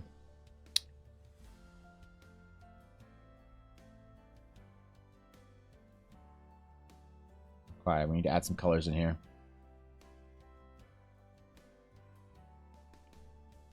We have a lot of the iron, we need more of the wood. Now we have most of it good, we're gonna get in there, get those colors in there. Kind of messily almost, you know? Your dad do free art for me? Aw, man, yeah, that's right. They're gonna be asking my kids their dad can do free art for their shitty D&D game. Visitors, how exciting. Aw, man, that's the way it goes. Yo, roll together. What's going on, guys? Good to see y'all. Good to see you. Thanks for the raid. I appreciate it. Welcome in. Good to have you. Happy Friday for all y'alls. Hope the stream was good. Hope everyone's chilling, relaxing. Y'all deserve it, man. Thanks for the raid. I appreciate it. Go, if y'all are from my chat, go drop a follow over there. Go show some love, yo. Go say what's up. It's a good time over there. Does endorse. Thank you for doing the shoutouts. I appreciate that. I never even have to look up to wonder if I need to do it myself. You guys are always on it. You're always ready. You're always there, you know? Appreciate it.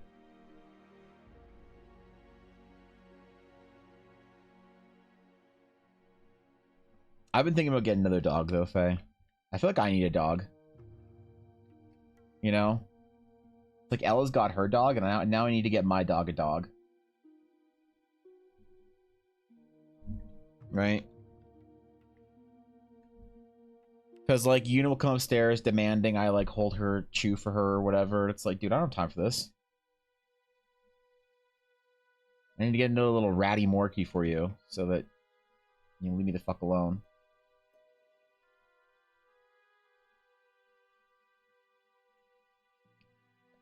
And probably be helpful, I guess. Showing well? Excellent. That's what I'd like to hear. Good shit. I wish I could show up in 2 years ago, this clip.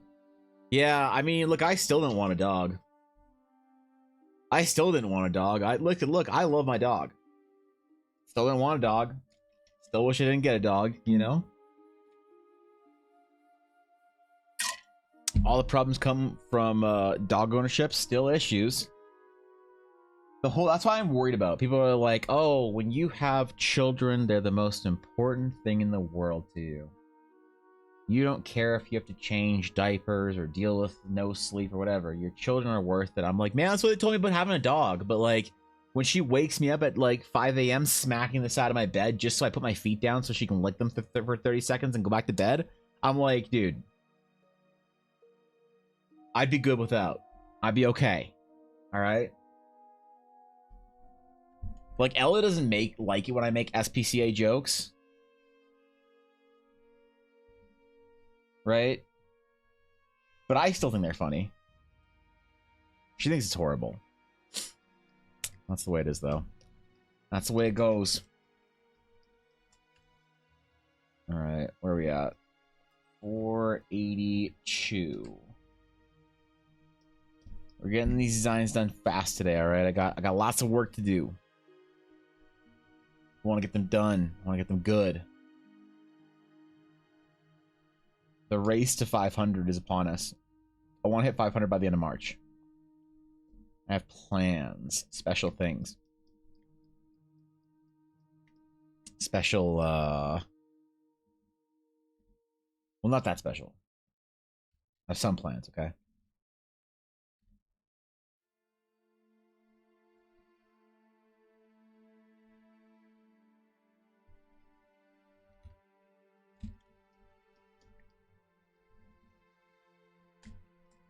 Yeah, I figure I should get my dog a dog.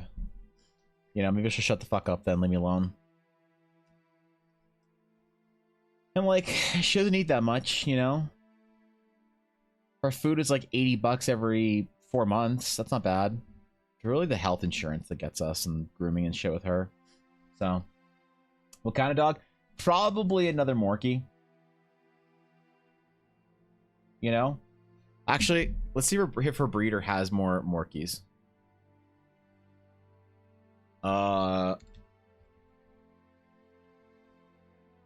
Let's see.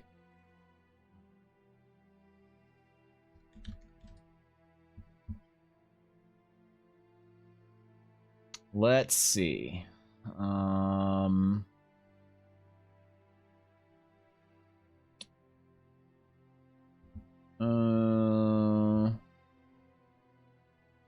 Are there Morkies in Alberta?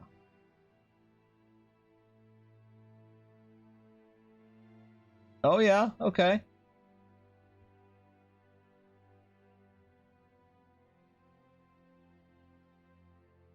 Yep.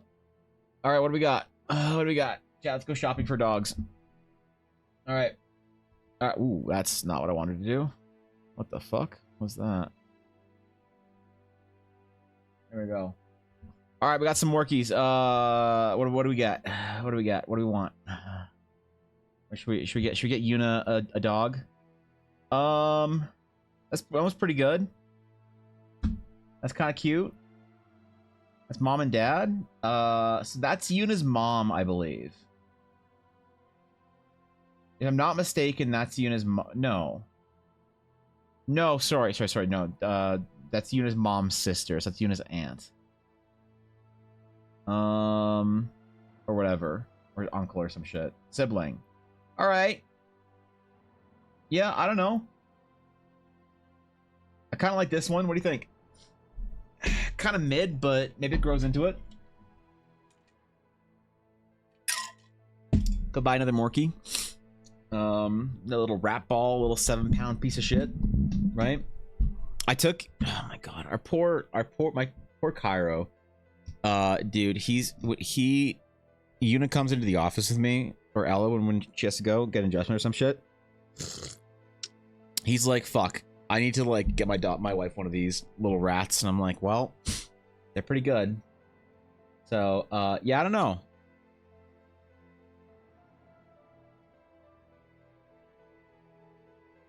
Why is it girl E and then girl 3 and then girl 6? Why they change from letters to numbers? I'm so confused. All right, how much are these fucking rat dogs? God, this is the difference, man. I'm telling you, between buying a dog that is a fucking show whatever pedigree and buying a dog that's just a dog.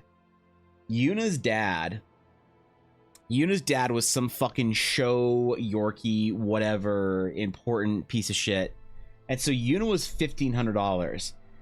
These little Morky babies are down to $600 because part of that's because no one wants to buy a dog in the middle of the winter. But still, dog, like, come on, man. You charge $800 for them normally when Yuna was fucking $1,500 just because her dad was important or some shit. I don't know. There's Morkies in Alberta. I don't know. She's cute. Oh, she's cute. That's a fucking cutie. She's got the Maltese nose though. I don't like. Excuse me. I don't like the Maltese nose as much. I like the Yorkie nose. Maltese nose too big for face. All right. The thing about Yuna that you gotta understand, she has the perfect nose to eye proportion. Yuna's eye to nose ratio is ideal. Let me show you maybe before we name the sword. I'm talking about my dog for another 3 minutes, and then we'll keep doing shit. Notice the eye to nose ratio is almost 1-to-1. Right? Size of nose, same as size of eyes.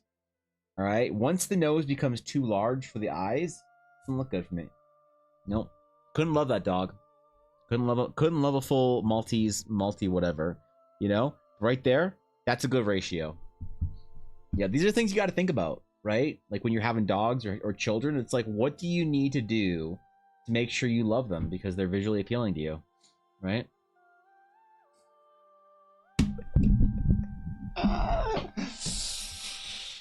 Oh god. All right, this thing is called, it's a what, ironwood, iron bow sword, right? Is what it's called. Hold on, let me refresh this shit.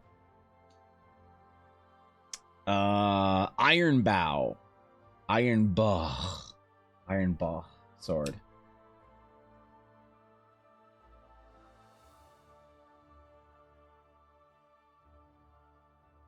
Iron buh long sword. Long sword. Iron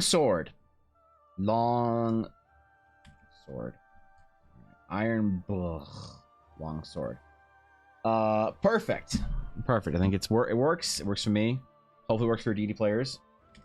Iron bow long sword. Boom.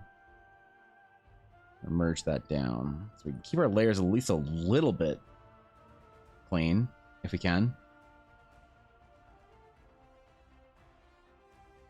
We have a Okay. Number 2, done. That was a good one. That was a cool sword, actually. I like that. That was a good idea, Faye. Thanks for the prompt. That one was fun. All right. Complete. I want to get through a bunch today, all right? More no nonsense today. I'm not messing around. I'm not screwing around today, all right? Got a lot to do. Got a lot of work to do. Got very important things to do. Like shit talking.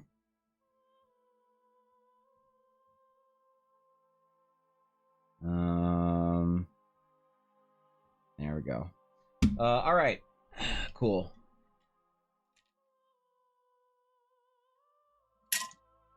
Wait, who the fuck is this?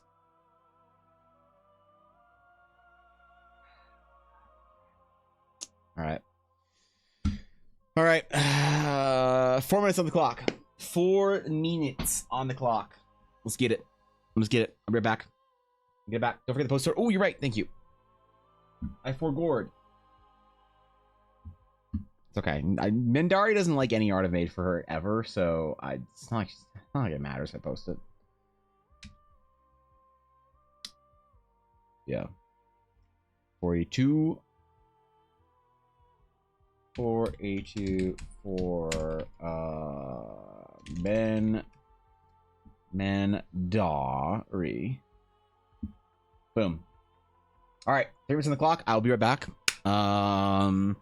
I did go get new water, but it tastes like dishwasher soap. So I'm gonna get a new water. I'll be right back.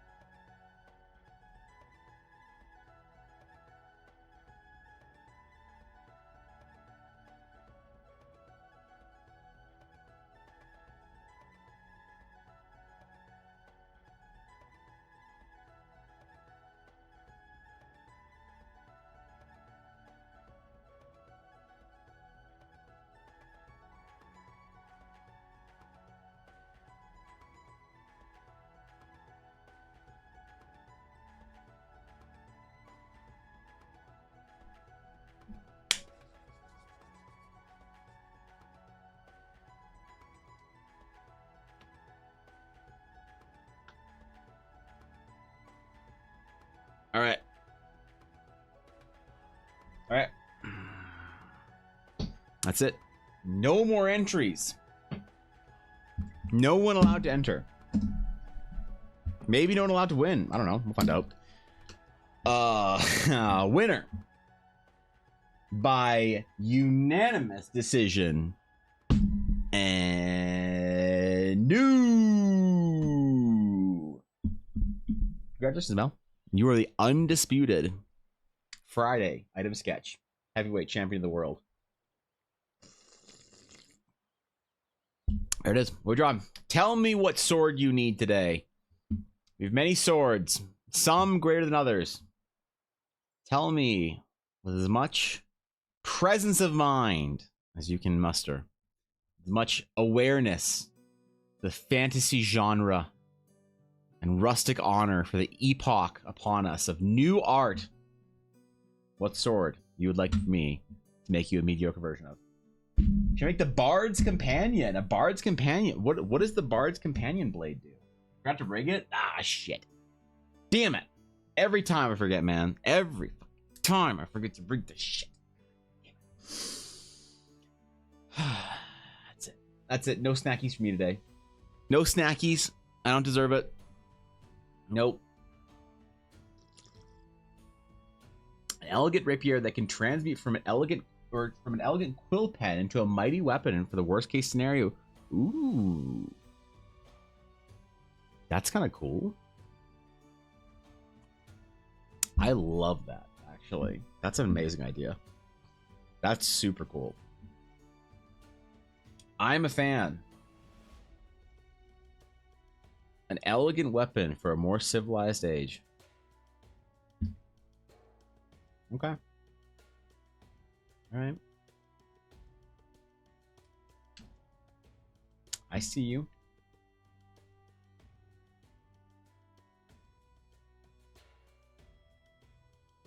I feel it. I can be convinced.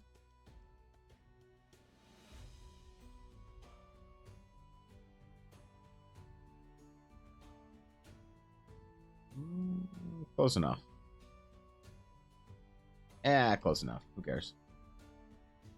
Okay, so little bit less on the blade interest, little bit more on the guard. That's kind of cool.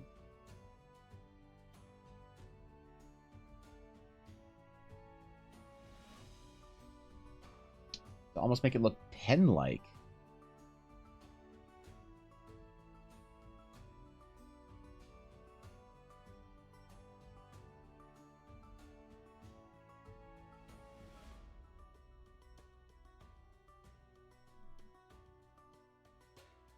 I always like drawing elegant, asymmetrical weapons like that, so this should be pretty cool. This I'm gonna try, alright? Obviously, no promises. I never make a promise to do anything. Except for that one time I promised to do a thing, and then I realized I shouldn't promise to do things. But besides that, actually...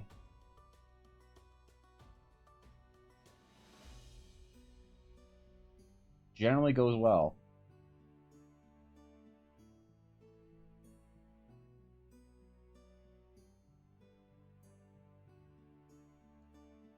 Besides a few small occasions, generally worked out for me in my favor. The pen and sword equally mighty. Yeah, I mean the pen is mightier than the sword until the pen has to fight the sword. So, you know, that's the problem. The proverb is often misquoted.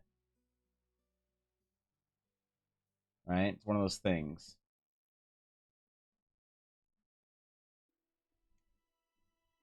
You know, it's like the old proverb.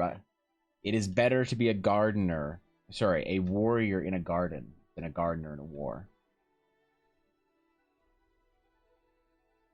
It is better to have a sword and be in need of pen than to have a pen and be in need of sword.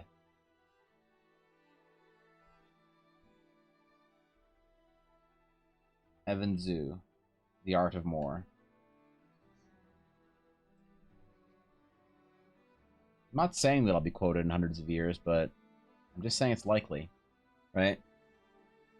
What's up, Ronnie? John C, you can't see me? Yeah, right. Sorry. My bad. Forgot about that.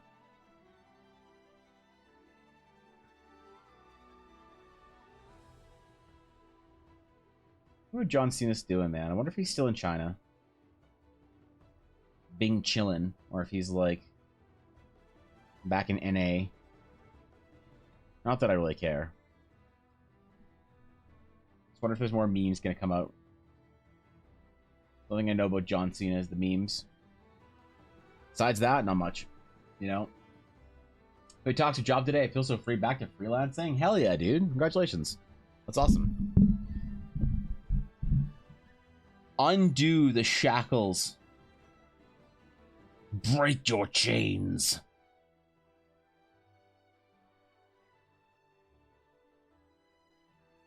You're like the Jedi Apprentice from the newest SWTOR trailer. That's exciting. It's better to be a fighter in a garden, rather than a gardener on a battlefield. That's what I said. What do you mean, dude? It's exactly what I said. Yeah, true though, Celix. You're right. You're right. It's better to have a pen than a sword. Unless you really need a sword, and then you wish you didn't have that stupid pen. You wish you had an actual fucking sword. Why? Because mostly often someone else has a pen. Okay? The pen is less important than the situation in which you would need a pen. In any situation you're in where you need a pen, somebody usually has a pen. You're never like, oh, I'm not going to sign this treaty with this other nation because I don't have a pen with me. No, of course not. Use someone else's pen. Do a thing like American presidents do where they like sign their name or some shit with like 15 pens for some weird reason. I don't know. Unless you are John Wick. Yeah, that's true. It's your John fucking Wick. That's true, I guess. Probably don't need to worry about that at that point if you're John Wick.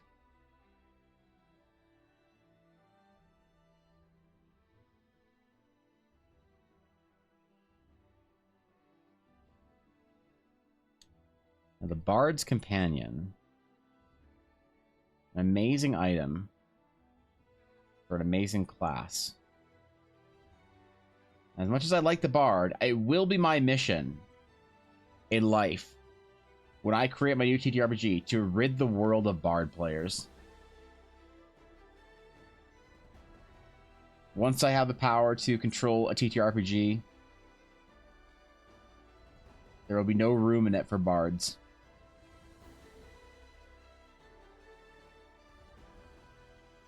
And every tabletop game will be better. I will go down in history as a villain, but a necessary one. Yep. Necessary evil. No one wanted to admit that I was required, but here we are. Worked there for 2 years to supplement my income, but the hours were so long I had no energy to be world building. Yeah, that's crazy, dude. Well, congratulations. You know? Fuck yeah. Good morning, Fishy. What's up? Here's a haiku for the blade. Your skill may be great, but I'll slay with my quill. Have at you now, sir. I like it. I like it. They want to get rid of cleric players? No, we need to help cleric players. Bard players are the biggest problem. Cleric players aren't a problem. They're just hurting.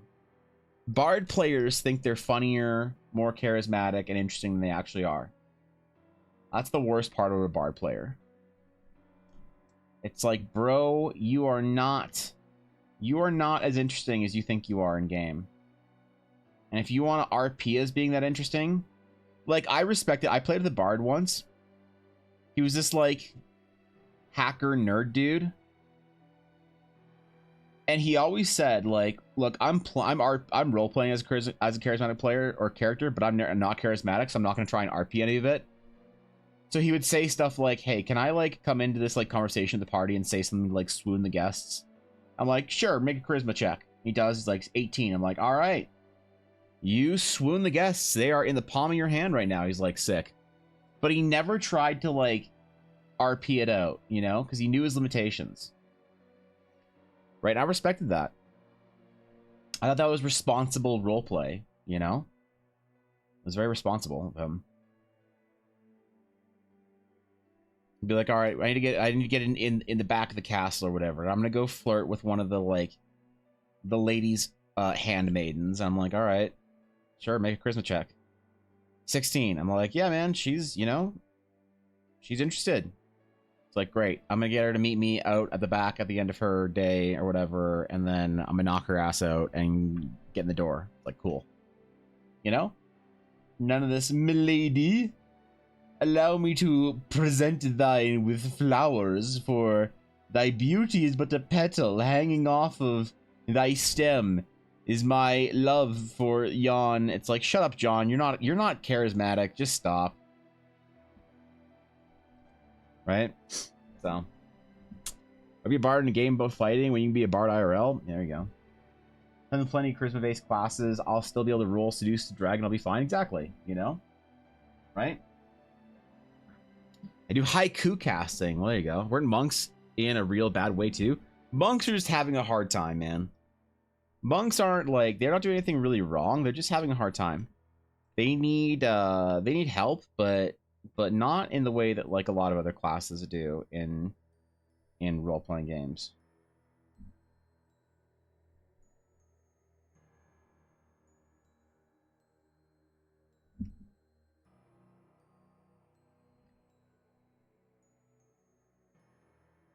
Okay, I'm gonna do a couple layers here of metal bullshit on here. It's gonna be cool.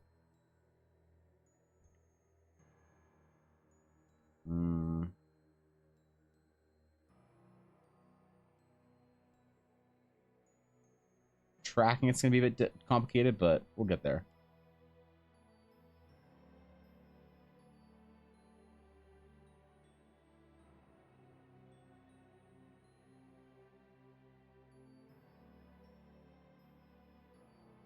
Yeah, I think I need to have like a no limerick rule at my table.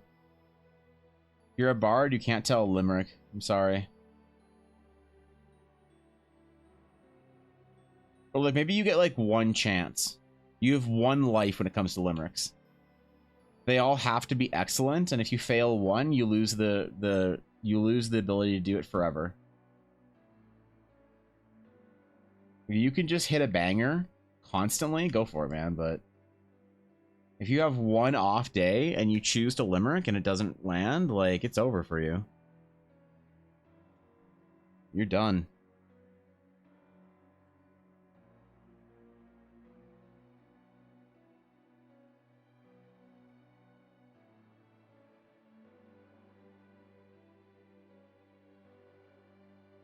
Is that too much pressure, you think? Looks amazing. Glad you like it, Mel. How'd you like it?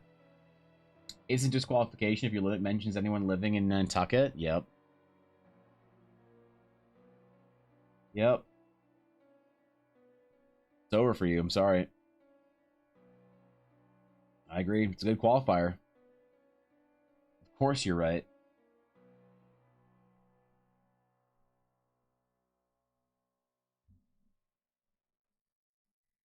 You know, I'm okay with like players RPing stuff and getting bonuses, but you better be on point if you're going to roleplay it and get a bonus, you know?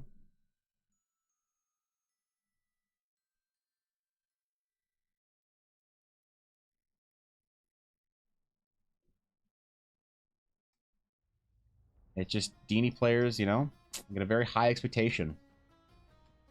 We're very very high functioning bunch, you know?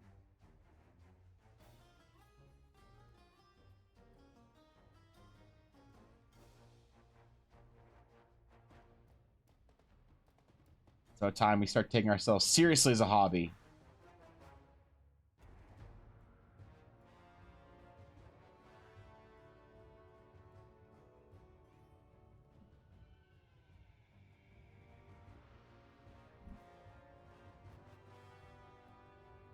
Okay.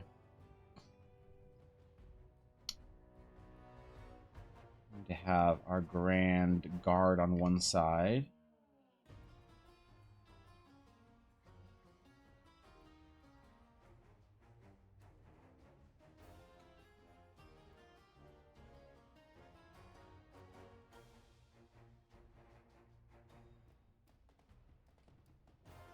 Kind of floral, kind of pretty. You know, very quill-like. Very much like flowy ink lines. After all, we'll use those like dark sort of pen colors. Blacks and golds and silvers, things like that. Like a Mont Blanc pen. I always wanted a fancy pen. When I was 26 years old, I contemplated spending $1,000 on a pen. And I thought that wouldn't be sensible. Are you kidding? Spending $1,000 on a pen? That would be the most irresponsible thing I could do with my money. And so I took my Louis Vuitton handbag and I clutched it firmly and I waddled out of the store.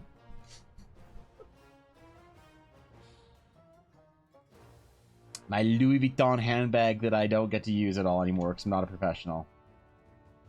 And at one point, I thought that it made me cool. I thought it made me cool. I liked it. Now I just don't want to take it anywhere. I don't want it to get dirty or whatever. Like, fuck that shit, man. You know, it's almost angelic? Dude, hell yeah. That's what I like to hear. Appreciate that. Thank you, Majestic Wolster, for the follow. I appreciate it. New Hero is just wait. Do you think it's boring to play human? Oh no, I don't think it's boring to play humans in D&D. No, not at all. No, I play humans in D&D when I play as a player more often than not. Wolf, I play as a human. Yeah. Nothing boring about it, in my opinion. I think that playing the most relatable character options is not a bad thing. You know, not everyone in D&D has to be a majestic elf, a frivolous tiefling, or anything of that like that. You can just be a human. I think it's fine. Everything around you seems to be more magical when you are when you're sort of the standard or close to you. You're close to yourself in reality. So for me, playing the human male is not an uncommon thing. It's what I prefer to do. My current D&D character actually is a human male. So no, I think it's totally fine. Yep. I don't think it's boring whatsoever. I think your character can still be boring, but it's not going to be because of your choice of what race or class you pick. Your character is going to be boring because of whatever dumbass backstory you pick. Kidding. No, I think you can play whatever you want. It's exciting. It's exciting to me anyway. You know. The D&D campaigns are also modern, so humans choose from. That's true. And play a human battlesmith artificer with lycanthropy in my home game. That sounds cool. Yeah, I think that's great. I don't know. Did someone tell you it was supposed to be boring to play a human? Who told you that? That's weird. I think it's absolutely fine to play a human, you know? As support DMPC. Oh, there you go. Sure. Yeah. Why not?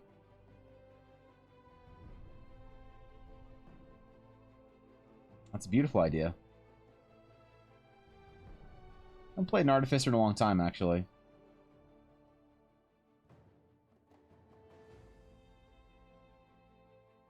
Okay.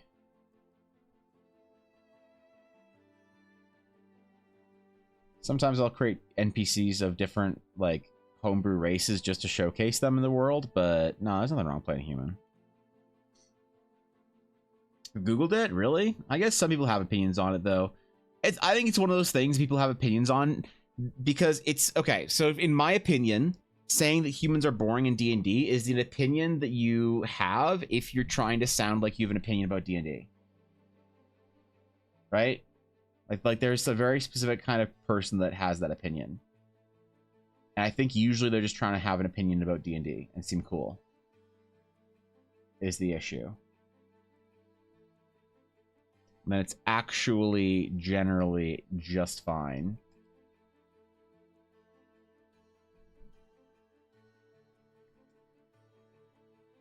At least I feel like that, but who am I to say what's cool and what's not?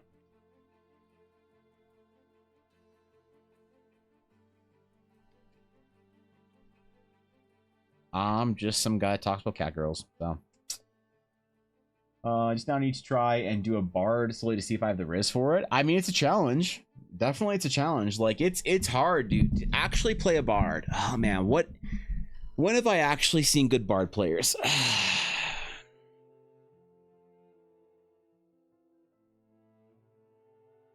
Every single bard player that I've seen that plays a good bard has not played a musical or poetry bard in any way. Every good bard I've seen has played a bard through the lens of either like I am a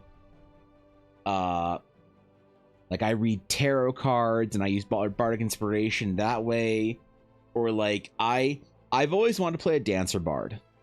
That's sort of like the dancer class from Final Fantasy XIV. That you have sort of like magical like elements to your rhythmic movements, you know? I had a friend in college play a bard that was inspired by a Final Fantasy X and Macross. So she played a songstress bard where she would like sing battle hymns and her voice was like enchanted or whatever. But I've never seen someone play a good bard that's like, hey, dragon, it's been a long time since we've been fading. Now it's time for me to smack you in the hold. So maybe you'll drop me some gold. And you're like, wow. Wow, guys, we're so blessed in our D&D group to have Jeremy playing this bard, aren't we?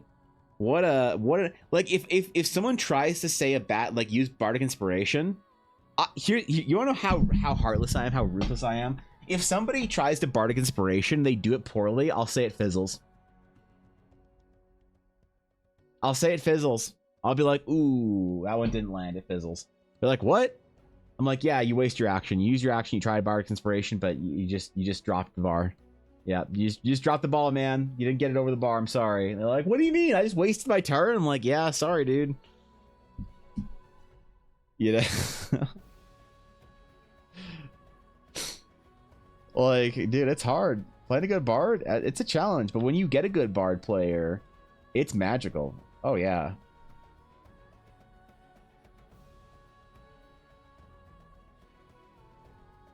I don't know how Baldur's Gate 3 bards do it.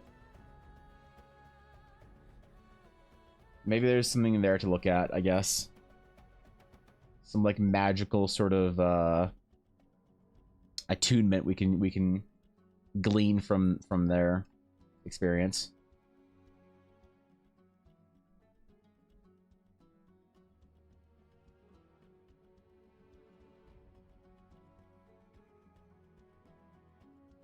I mean, the funniest bard I ever played with was a guy that his bard only made either your mom jokes or that's what she said jokes. And he had like he had a commitment to the craft. He would not try and be clever ever as a bard. He would only try and find openings for... Look, it was like 2008, so you gotta understand, it was a different time. You know? People thought they could be funny back then in different ways.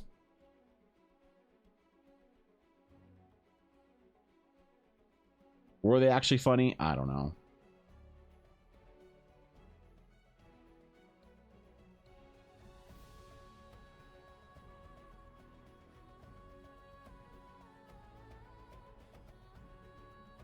They were trying, though. They were trying real hard.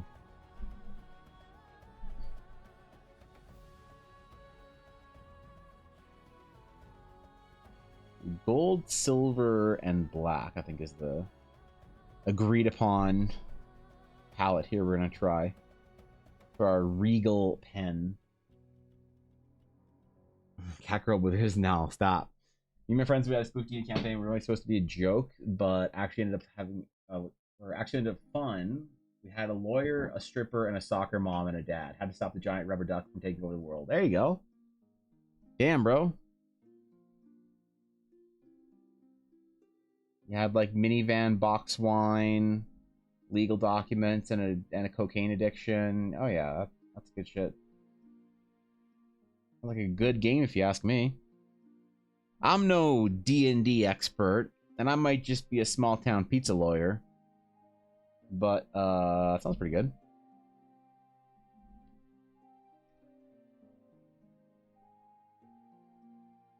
Oh, it's all perfectly legal.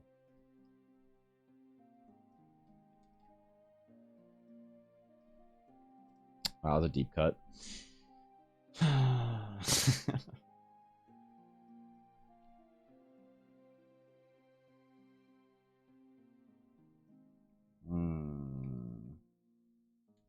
Longer brush strokes, Evan. There we go. You figured it out. Good boy. Good boy. You did it. Question: is a bard instantly meaning I can be good with words? Ooh, I mean, if that's what you go for, then yeah, I think so. I don't. That's the thing. I don't think the best bards I've seen aren't like good with words or witty or whatever. They do bardic inspiration in other ways. They're more creative about it than just the D&D sort of like, I'm gonna seduce the dragon with my song. You're like, oh, okay, dude. Like, have fun, Daniel. It's okay, dude. Like, you know, go for it, bro.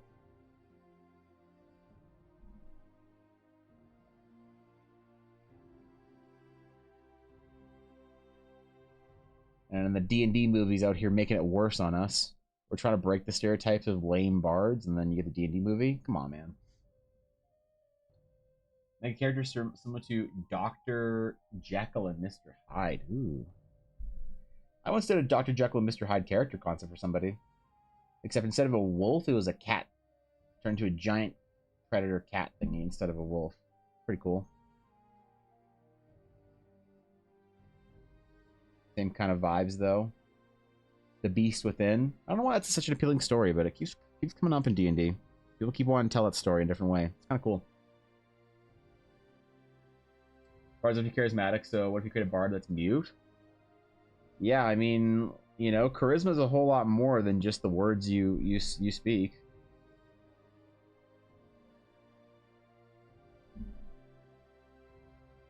Charisma has a lot of facets to it, you know, especially when you like study charisma in like leaders and stuff, or charisma in dictators or whatever.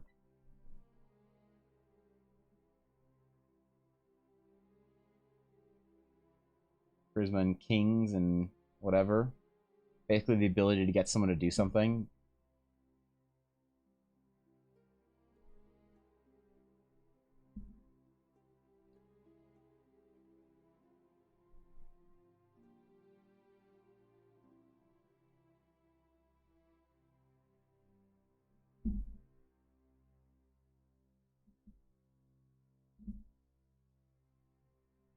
Okay. Gotta put our silver and our black in there, kind of like our enamel type thing. We'll see if it works. I have ideas for this, bro. I have ideas. Hopefully it works out. Kind of want to do the...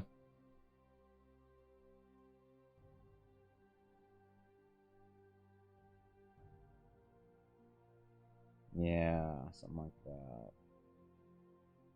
It's kind of almost like light across the whole thing, as if it's like reflecting, the gold light's reflecting on it from all points, you know? So everything's gonna be kind of gold tinted. Oh, I've been stretching a while.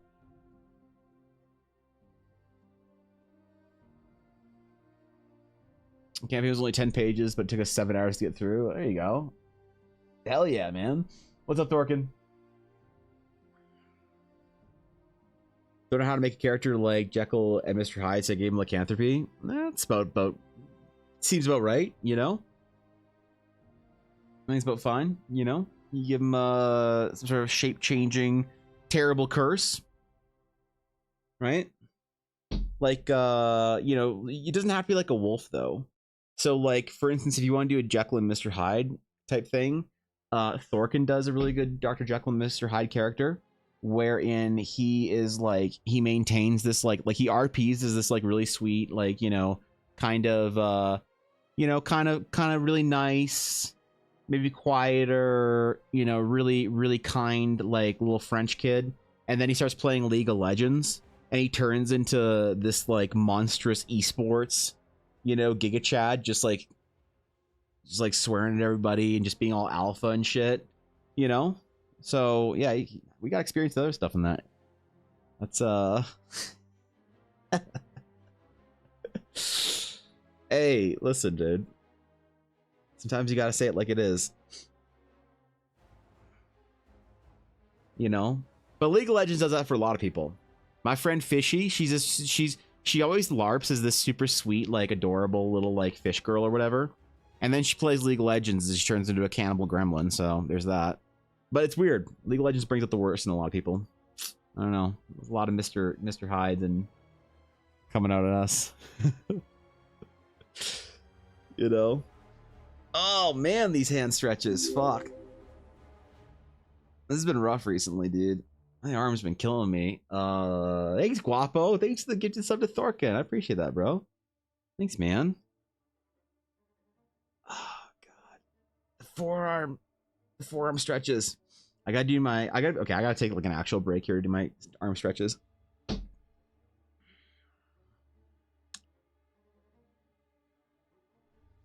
Because like, I don't know. I feel like going to the gym more has helped my arm pain when I'm drawing, but it also aggravates it more, you know? It's like it aggravates it more often, but it doesn't get as bad, if that makes sense, as it used to. I still gotta do like the curl your finger up and stretch your arm out. Stretches on both ends.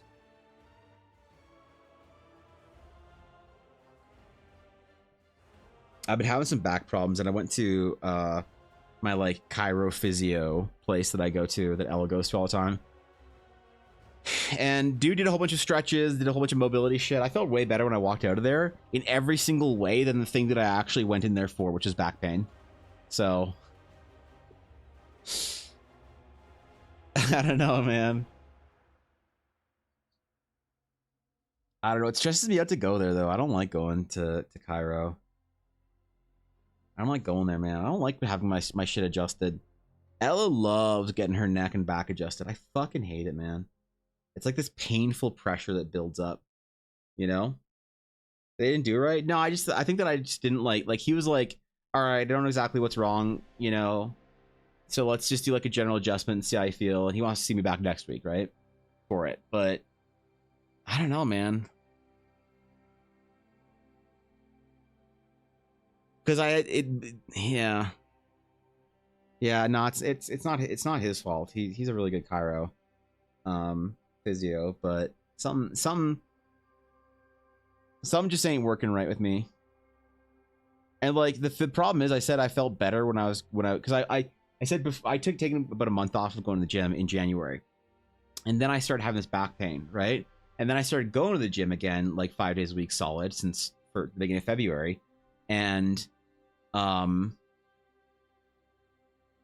it started feeling better, but it now only hurts when I get out of bed in the morning. And so it's like I get to the office and I'm like, yeah, I feel fine right now.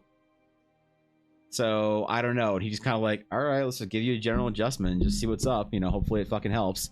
And then I don't know. And then I woke up the next morning and it still hurt. And I'm like, ah, God, you know. But I felt way better. I felt way looser and way more limber and stuff. But I hate going to the office. So I really don't like scents and stuff, right? And like he never uses any scented products or whatever in that office, or none of the chiros do. But there's still like they have this like, I don't know, like muscle cream or whatever that like they put on like sore muscles or whatever. I never get that, but the problem is his hands always smell like that. So he does this adjustment where he like grabs my arm or whatever and pulls it across and like snaps me in half or some shit. And then my arm smells like it for the rest of the day. And I'm like, I hate it. I hate it. I hate it. I hate it. I hate it. And 99 out of 100 people that walk in and out of that office don't notice it or don't care. But I'm so sensitive to smells because I'm so allergic to certain like scents and things like that, that whenever I have any scent on me, I just like, I need it off. I need it off. I need it off. I want it off. I want it off. I want it off. So I probably won't go back for a while unless I'm like really in a lot of pain or whatever, but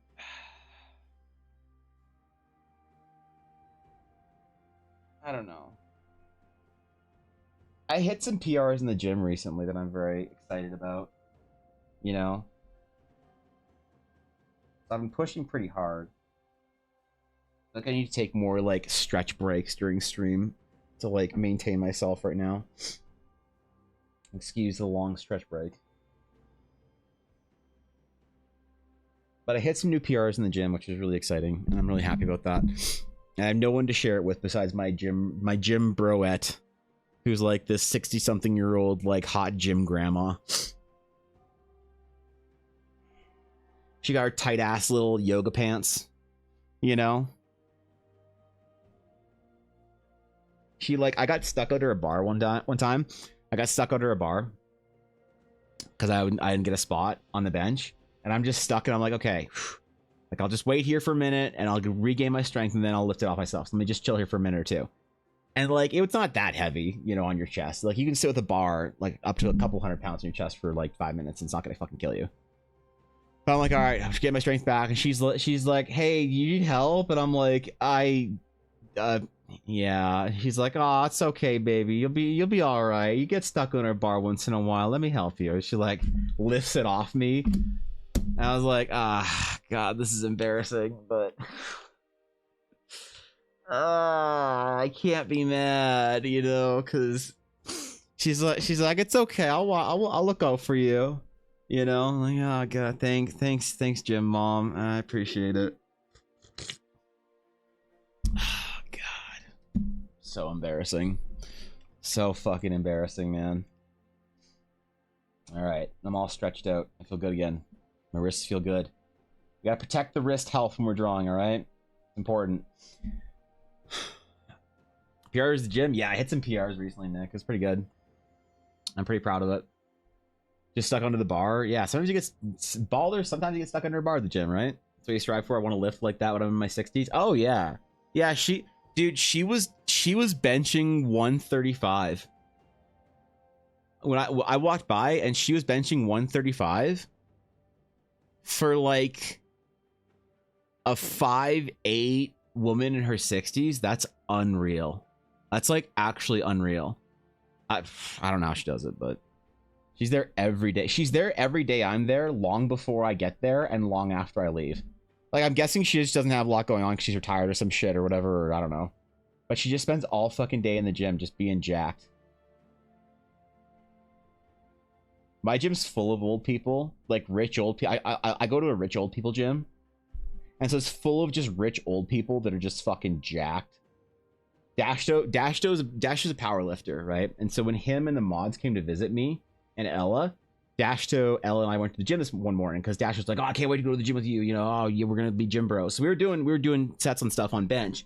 And these two fucking just yoked fucking old dudes in their like maybe 60s, early 60s, late 60s. I couldn't really tell. White haired, kind of salt and peppery, whatever. Like good looking dudes. They're sitting there like, just like punching out reps close to 300. And Dashstar and I are just like, bro, we're getting outlifted by men who have like, bro, we're getting outlifted, man. But it was good. It was the right kind of humiliation, you know. You say the gym muscle mommy came to your rescue? Yes. Well, yeah. Yep. And Fishy, she called me baby. All right. Every time she always calls me baby. I like it. Makes me feel special. Makes me feel special. It was like when the lunch lady at school would call me honey. Or when my Peruvian neighbor used to call me mijo.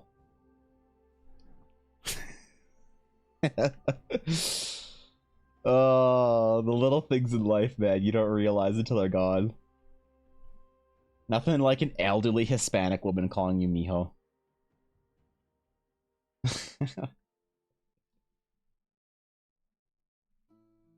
Yeah, so she calls me baby at the gym. And it's the best part of my day. I don't care. If ever I come to stream and I'm in a good mood, you know why. So I went to the gym that morning. And got validated by an old woman. The love and affection I always sought as a child. It's curing my emotional damage one gym visit at a time.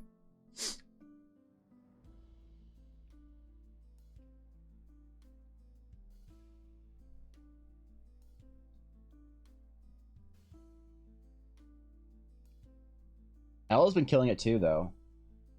She's becoming a Gat gym girl, though.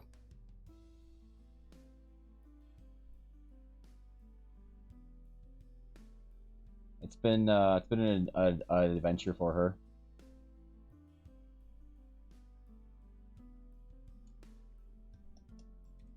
Women got tough in the gym, man. Gotta get that Gat.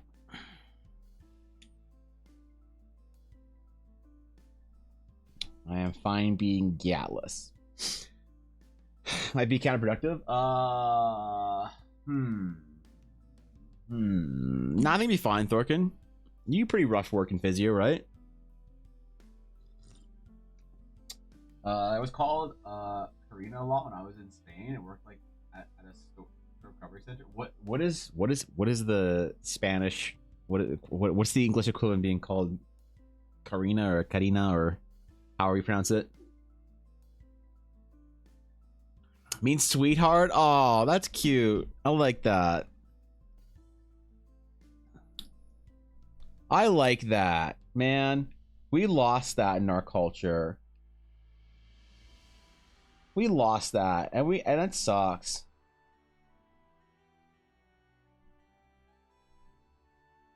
At a certain point in time, it became condescending and stuff to call somebody like a, you know, something like that in the English language. You know?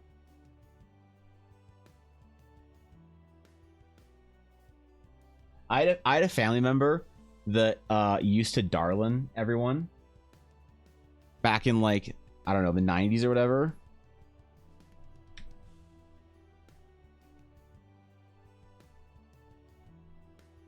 And young women used to love that shit. Now you can't get away with that. Nope, don't do that. You'd be out for like Denny's. Like, we'll get two big brunch menus, a coffee and a chocolate milk. I'd be like, is that all? He's like, no, it's all, darling, thank you. I'd be like, all right. They fucking love it. But now there's no like way to, there's no affectionate way for an elderly person in the English language to pet name somebody younger and have it not be weird. And that's disappointing. It's disappointing, man. Maybe it is. Maybe elderly women can pet name dudes. Because yeah. Just can't go the other way around, man. Nope. Just come to the South?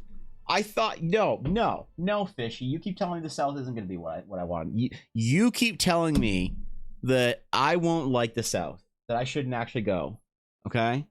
Honey's still a Southern USA thing? Really? You guys still get honeyed in the US? Oh, man. That's so sweet. That's nice, dude. I like that. You know, I need like a map, like a USA pet name map. USA South. Like where you go.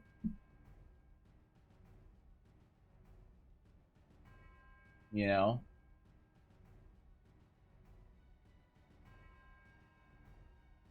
Or whatever. I don't know. Probably not like a good map for that, but definitely in the north, we don't have any of that here.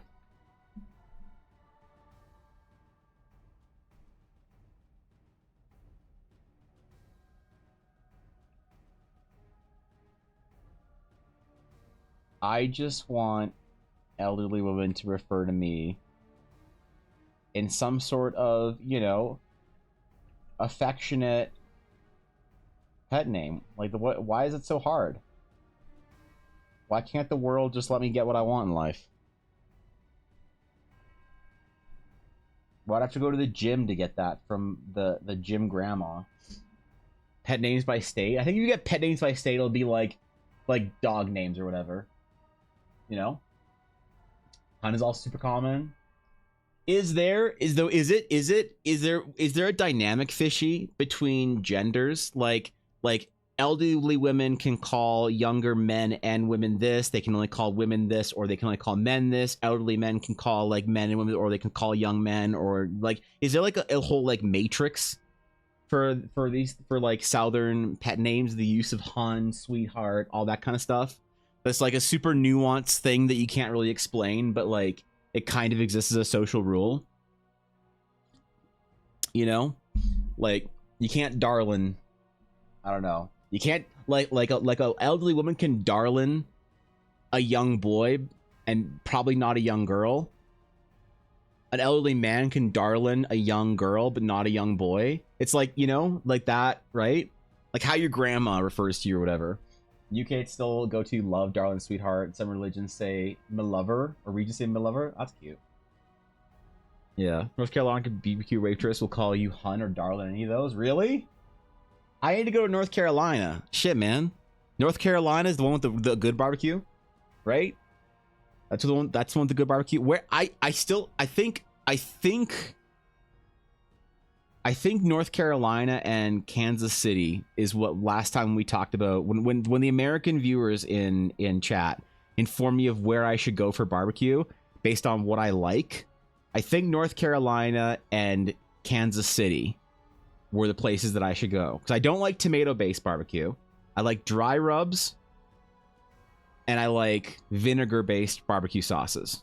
I don't like mustard or ketchup-based or tomato-based barbecue sauces.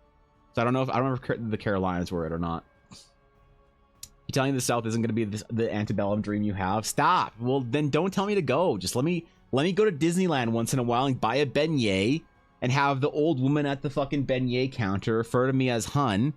And then, you know, right? Fuck.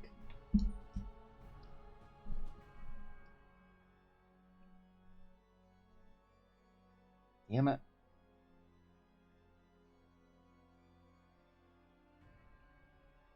God damn it. It's so hard to find this day and age. I'll tell you this, an elderly black woman calling you baby is peak dopamine. Is it? I don't know. I don't know, man. Seems pretty good. Seems pretty, you know. I got babied at the gym by the elderly woman that pulled the fucking bar off me. That was pretty good. Regis mustard-based barbecue, and it's the best. I don't care. All right, fine. Listen, man. Look, I respect all morbidly obese Americans that become morbidly obese on barbecue. All right, like it's fine. Y'all are equal in my books. Okay, doesn't matter where you come from. If your vice is barbecue, that's fine with me. You know. Dude, if I lived somewhere with good barbecue, I'd be so much fatter than I am. Oh my god. My peak wouldn't have been 300 pounds. My peak would have been 650. Let's just face it, dog. Like I'm down quite a bit. I'm a lean, young, handsome lifter. But man, if I lived somewhere like that, oh, it would have been good. Would not have been good, bro.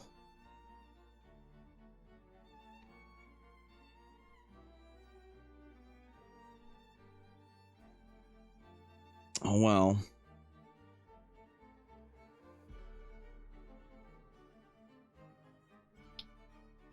I wonder, I gotta ask Thorkin if there's like a French equivalent.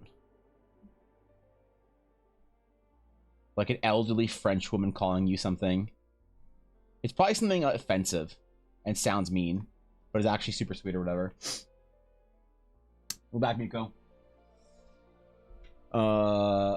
We have vinegar too, but North Carolina has more vinegar places. There you go. Yeah, I don't think I like the Texas style. It's all like tomato based, right? If I'm not mistaken. And I fucking love Texas as a concept. I've never been to Texas, but I just like everything about Texas. You know? It seems like the best place. Y'all got boars and like tigers and shit there. Y'all got like old dudes wearing like big hats. Like, I don't know. That seems pretty good to me.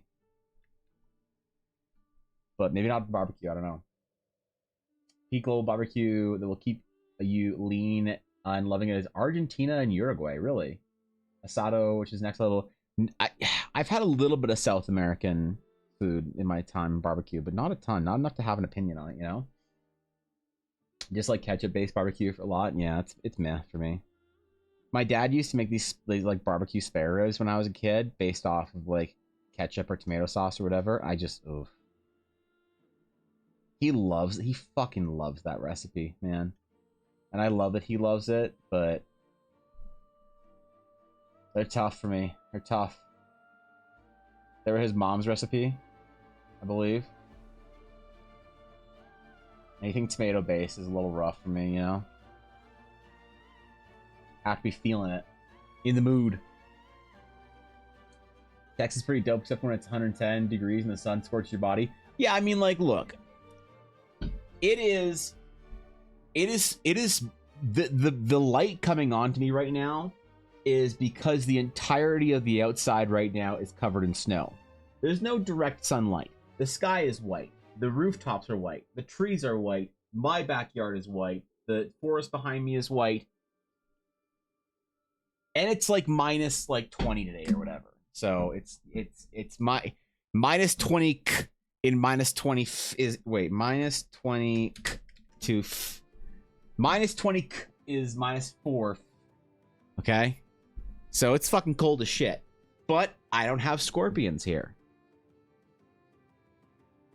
Pretty good. You know? Pretty decent. No scorpions. You know, no pet spiders. No bats. Well, we got bats, but not like upset bats. No boars. Wait, do we have boars? I don't think we have boars. No,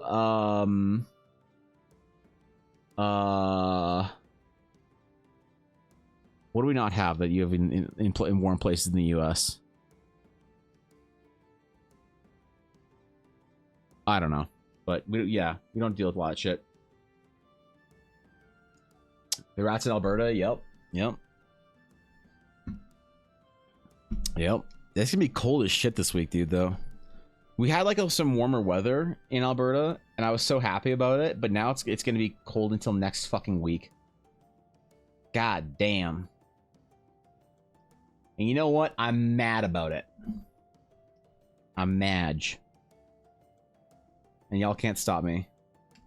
I kind of want to do like a glowy effect. Hold on, I'm gonna try something. I've done this before.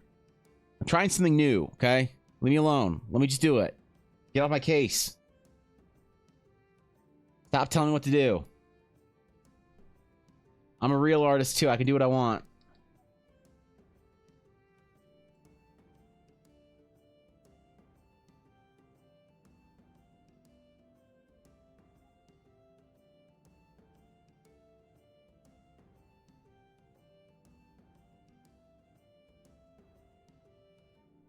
Do a reverse sort of like light guard on it.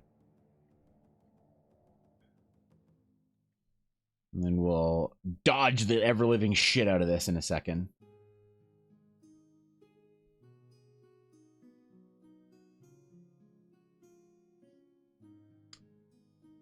What's meant for base exactly? I make spare ribs. I make glaze from apple juice, honey, and smoked paprika. Is that what you mean? No, it's like ketchup and some other things like that. Uldrail. Yeah, I don't actually know the recipe, to be honest. It was a lot of so like my dad is one of the most impressive individuals I know, because his family like he grew up, him and his brother, with like a single mom, and he worked his ass off and became like a very successful, you know, well, I don't want to say what he does, but he's great. And so, but the things for a lot of his childhood sort of like recipes from his mom was like the economical, like, cheapest solution to do something, because, like, you know, she made very little money as like a single mom in the 1960s, 70s, whatever. So you know, it was very opportunities for employment for women who were uneducated at that point in time was pretty rough. And so a lot of her a lot of her recipes were like the cheapest whatever, the cheapest solution for this or that, or ketchup or this. And I think that whenever he has like some like a recipe from like his childhood, you know, it sometimes has that kind of quality to it where it's like really homey and nice, but you know, also like every once in a while for me, it's just like, oh god, I can't do ketchup or whatever, you know. So I always really like it when he makes it, but as far as like barbecue goes, I don't know. Korean barbecue ruined barbecue for me though. I'm sorry. You know, there are boars in Alberta. Yeah, there are some, right? You guys have bobcats. Bobcat ant. Wait, what? Bobcat ant things. Wait, what the fuck? We have bobcats. We have mountain lions. We call them cougars. Cougar. Look at that majestic piece of shit. Look at it, man. Look at that little cat. Cougar. Look at it. Look, he's giving it a hug. Look, he's giving the cougar a hug. Oh, wait. Oh, that's hey, look, they're having a nap with the oh, wait, that's yeah, no. Now look at it, man. This little piece of shit with little stupid spots on it. We have cougars, we have bobcats, we have bears, we have grizzlies, we have I think a lynx is just a bobcat, isn't it? If I'm not mistaken. Isn't it the same thing? I could absolutely be wrong with that. Like a cougar and a mountain lion are the same thing. But I don't know if a lynx and a bobcat are the same thing. Right? Just like how a rat and a Yorkshire Terrier are the same thing. You know? Yeah, we got cougars, man. We got cougars, we got moose. Alberta. Largest animals in Alberta. We got the worst of it as far as big boys go for Alberta. We got, what do you got? Hooved animals, carnivores. All right, let's do carnivores. We got grizzly bears, black bears, wolves, cougars, lynx, prairie pine marten. What the fuck is a pine marten? A slender-bodied weasel about the size of a mink? We have minks too. We got mule deer, white-tailed deer, bison, elk, moose, mountain goat, Rocky Mountain bighorn sheep, and caribou. We got all of it. If it has fucking antlers and it can kill you, we have it. If it's 1,000 pounds and has teeth and can kill you, we have it. If it roams in packs and can kill you, we have it. But you know what we don't have? A single animal in our fucking province that's venomous, except for a snake close to the south. But that's Montana's problem, as far as I'm concerned. You know? We got owls, we got horned owls, burrowing owls, we got snow goose, we got bald eagles and golden eagles, we got turkeys, man. Wait, we got turkeys? Where the fuck are there turkeys? Wild turkeys are not native to Cypress Hill, but were introduced into it now common sight at the Elkwater Lake Lodging area. Oh, okay. All right. Well, there you go, man. That's you know, hunting in Alberta is real good. It was fun when the mods came up to Canada to see how big our wildlife was. Right? To actually see how big our wildlife was. It was funny, you know, funny in kind of like a cute way where it's just like they were so impressed and in awe of things that I find to be so mundane where I live. And that's always very nice when somebody gives you a fresh perspective and it's like, oh, this is pretty cool to somebody who doesn't live here. That's rad. You know what I mean? It was cool. I was happy that they had a little bit of that perspective that I could glean from it, you know?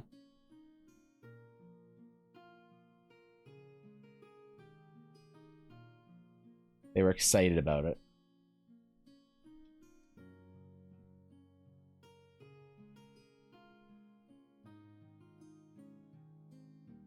And then what we're gonna do is a little bit of a cloud brushing behind.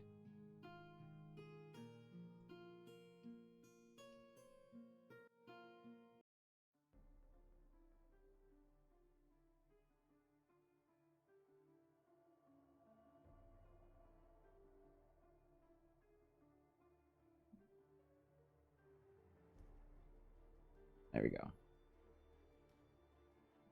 There we go.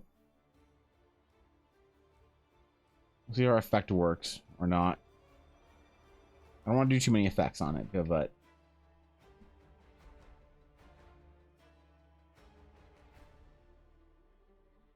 yeah, nah. It takes away from the gold. I don't like it. I'm killing it. I'm killing it. I like the gold on its own.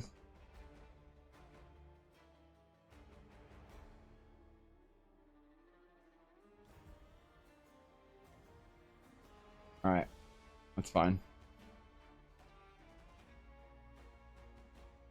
It is pretty cool to live where I live, I think, but it's pretty cool to live most places, you know?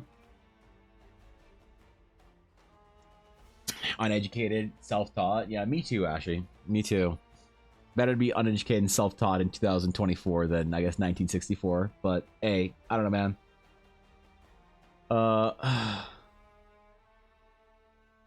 Look at the not big city by... Wait, not a big city cat by big cat regulations? Wait, really? Lynx and Bobcat are different? Bit different, sounds different too. What is the difference between Lynx and a Bobcat? Wait, we have Lynx here, right? I know we have Lynx here. Oh yeah. We have Lynx here. Shorter tail and no banding on top. Arched back, minimal spotting, longer ear tufts, back legs longer than front, large paws, furry underneath. Versus short ear tuft, spotted coat, straight back, longer tail, back legs barely longer than front, and smaller paws. So this is the so the Bobcat is basically the sad beta Doge meme. And the Lynx is like the Giga Chad Doge, right? That's what I'm getting out of this. It's like the black bear versus the grizzly. Like the polar bear versus the panda or something. Yeah, the question is how many Bobcats versus how many Lynx could you take in a fight? Could probably fuck up at least 3 Lynx. Probably be able to fuck up like 5 Bobcats then. That's about right, I think. It's about the right number. Yeah. Yeah. That seems right. Yeah, maybe. Cause maybe 3 Bobcats are worth 1 grizzly bear, and if the average adult male could fuck up a grizzly bear, then that's probably that's the metric. Yeah, I think it's about right. Yep, cool. Glad we figured that out. Glad we figured out the limitations of what Canadian outdoors can get us.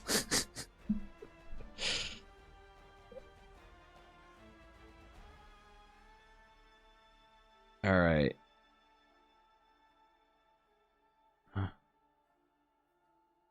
Rasterize this shit.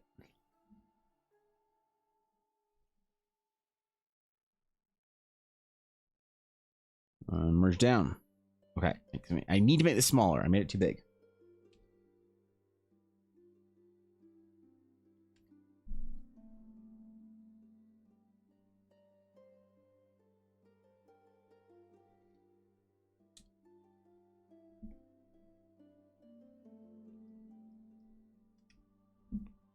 Where's our pencil brush?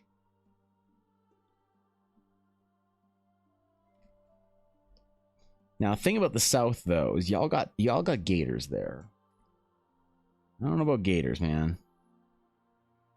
I don't know if I could fight a gator.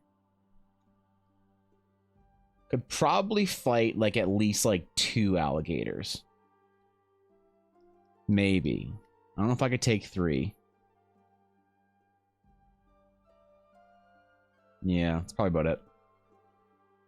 If you had a knife, probably maybe 3 or 4. Yeah, around there. What's it like to live in a place like England, I wonder, not have to worry about any of this shit? Are there actually any predatory animals on that fucking island? Or anywhere in Europe? Anything scary in Europe, I think, got went extinct during the Roman Empire or some shit. They're I don't need this in our country. No, get this fucking shit out of here. You know? In Canada, we're still dealing with this garbage. Mostly Canadian, but some border states have rare settings. That's cool. Back how to use the restroom. Do you think I should make 2 different character sheets for my Jekyll character? Yeah, one for each your Jekyll and Hyde. Absolutely. Yeah, that seems obvious to me. It'd be easier for keeping track of the 2 characters, you know. Also, Wolverines. I think we do have Wolverines. I didn't realize we had Wolverines in Canada, but we do have Wolverines here. I learned that recently. I wonder what an alligator tail tastes like. I don't know, but I'll find out. That's right. I'll go down, wrestle me an alligator. Go on a swamp, wear me some gator shoes. I'll pick out a real big boy. Get him out of that swamp. Get him out of that there gator hut. Go noodling for a gator. One half, go make some boots, make some shoes. One half going for big old gator tail barbecue. Giddy up. Yep. Bard's Patty looks amazing. I'm glad you like it so far. Oh, sorry. Wait, did we sign this? No, we didn't. The Bard's Companion. Kind of like the Bard's Tale, but I like the idea of it. I hope it looks kind of pen-like.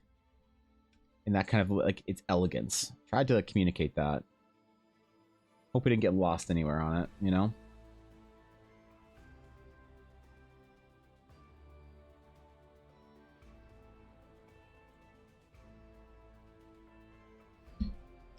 Dude, I would totally wrestle an alligator.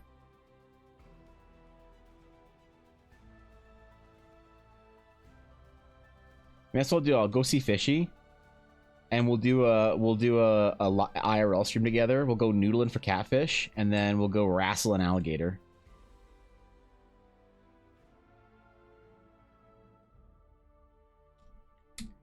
I need to go see Fishy first because of my friends who have invited me to go see them in the US. I need to see Faye last because that would piss her off. If she finds out that I went down to the US to see Twitch friends and it wasn't her, I need her to build in the anger, to see that how I dismiss her city of Kansas, whatever, you know. And being human for yeah. I get that. Tastes good. Barbarian, you're basically catching or creating Bruce Banner and the Hulk. Yeah. Barbarian's obvious, I think, right? God over 100 used to be bears and mountain lions. Apparently now it's mostly game and foxes. There were bears in the UK? No way, really? Or in Europe? Damn.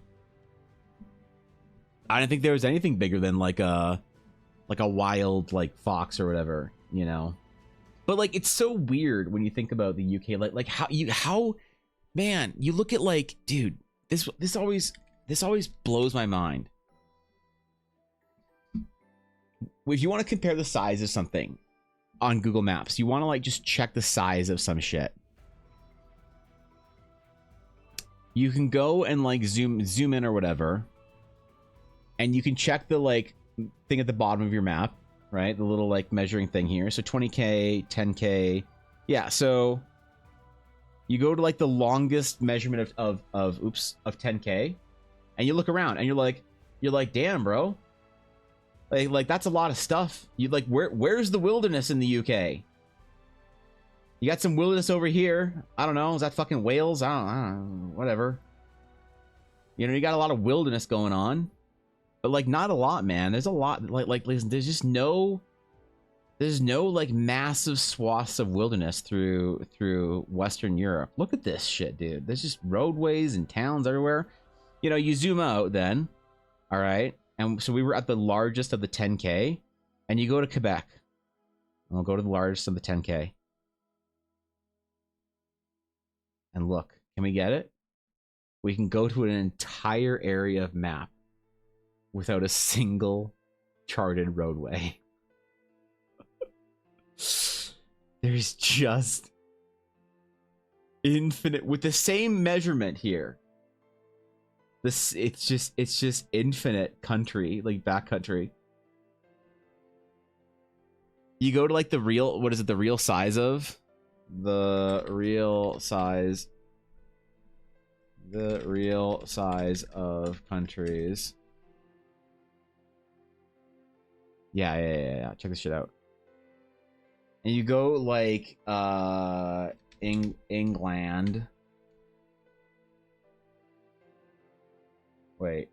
Or what the United. Wait, is it not on here?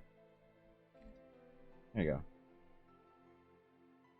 So you go to the UK and you move it over to Canada and you're like, bro, I'm just like, you know, like, are you telling me that the drive between Calgary and Edmonton is between whatever fucking like London and whatever fuck off city is up here? Like, I don't know what's up here in England, but that's like, really? That's insane, dude. You could fit all of the UK in Alberta, basically in Saskatchewan, definitely in Manitoba. That's crazy, man. Yeah, it's like, I don't know, how do you guys get wilderness over there in Europe? Where do you go if you want to go camping or whatever? Where do you go if you live in Europe? You live in Germany or France or whatever, and you want to just fuck off for a weekend and not talk to a single person. You want to drive so that if you get hurt, you're dead. That's what you want to do. You want to drive far enough into the middle of nowhere that if you get hurt and you can't call anyone because you're out of cell service, and if somebody were to come rescue you, it'd take them too long and you'd bleed out and die. That's what you want to do in Canada. That's what you want. That's where you want to go. You know, it's just crazy. I don't know. I can't imagine being somewhere that densely packed. It seems so fun to be somewhere densely packed because, like, I mean, it's probably a nightmare if you're there and you're like, oh, there's people everywhere. But I mean, it seems cool to live somewhere where there's like a town everywhere. There's a town 5 minutes that way. There's a town 5 minutes more that way. There's a town 20 minutes that way, and it's a different one. The 20-minute town over there doesn't like the 5-minute town over there. You know, like, that seems cool. Didn't they get rid of wilderness stuff? Yeah, they did. Yeah, they couldn't afford it. They had to export it to the US. You go to nature, but how far out can you go, you know? Well, it's probably on the actual continent of Europe and the UK. Maybe. Ton of campgrounds and wilderness. Also, there's like roaming rights in most of Europe, so go for hikes and stuff is easy. Oh yeah, like definitely the whole like moving thing is like roaming around is like very cool. But like, you can drive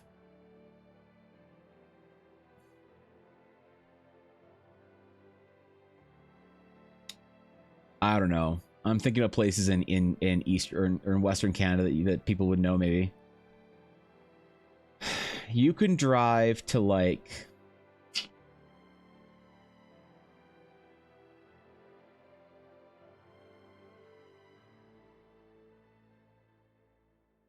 Fernie, British Columbia, from the city I grew up in, from Calgary, is a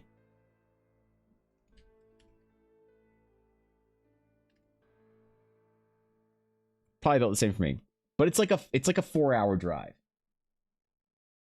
It's a 4-hour drive into the fucking mountains, and you see no one in between you and that place, right? Maybe a couple small towns, village type things, but you just no one. And then you get there and you're in the middle of Fernie and you're like, mountains, Frodo, mountains, you know? Oh, yes, right. Thank you. Forgot to upload. I'm forgetting to upload this shit today. I need the reminders. Thank you, Mel.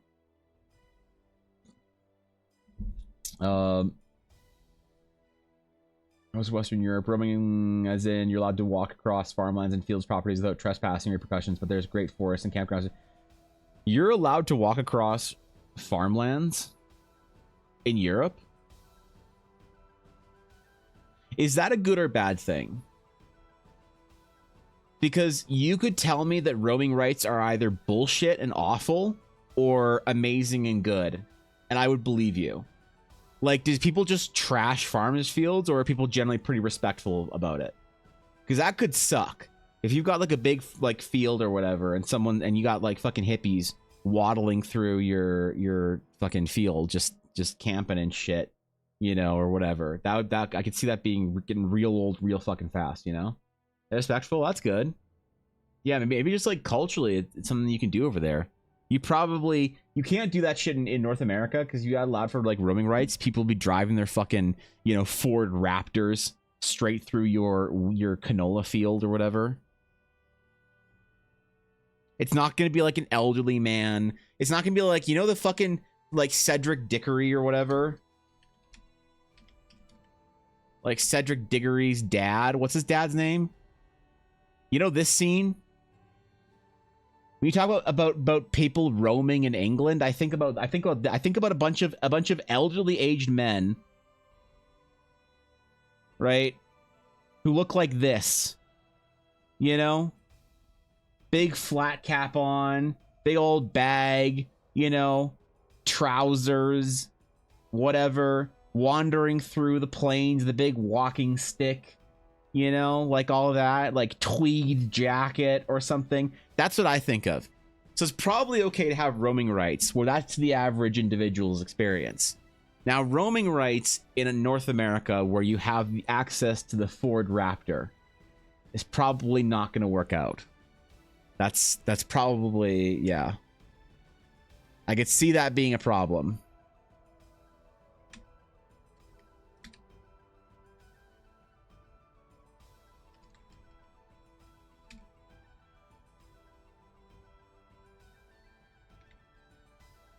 Boom. Boom. There we go. 483. Done. We're getting there, man. We're getting there. We're getting close to 500. 500 is going to happen this month, I think. You know? Cross-country skiing? Ooh. Roaming rights are only allowed on foot type of traffic? Well, that would be the big difference, I guess, then is if you could roam across private property without, you know, if you were on, you know, foot, you'd probably be okay. But I imagine that a lot of these people, these farmers and stuff, then have like sort of like historic pathways built into their field, right? Like they might own a land, you know, but like there's a pathway along the river that people have been taking for the last 700 years. And so you'd kind of be a big dick if you like covered up the path or something or fucked around with it or whatever. People just walk across the path anyway and just make a new path there. You know, that kind of thing. I bet that kind of thing happens as well, where it's also like, there's probably more of an idea of stewardship across European land, you know, and less of an idea of owned land than in the US and Canada. Because in Canada, the US, it's like this land is my God-given right. I paid 32 cents 400 years ago for it, you know.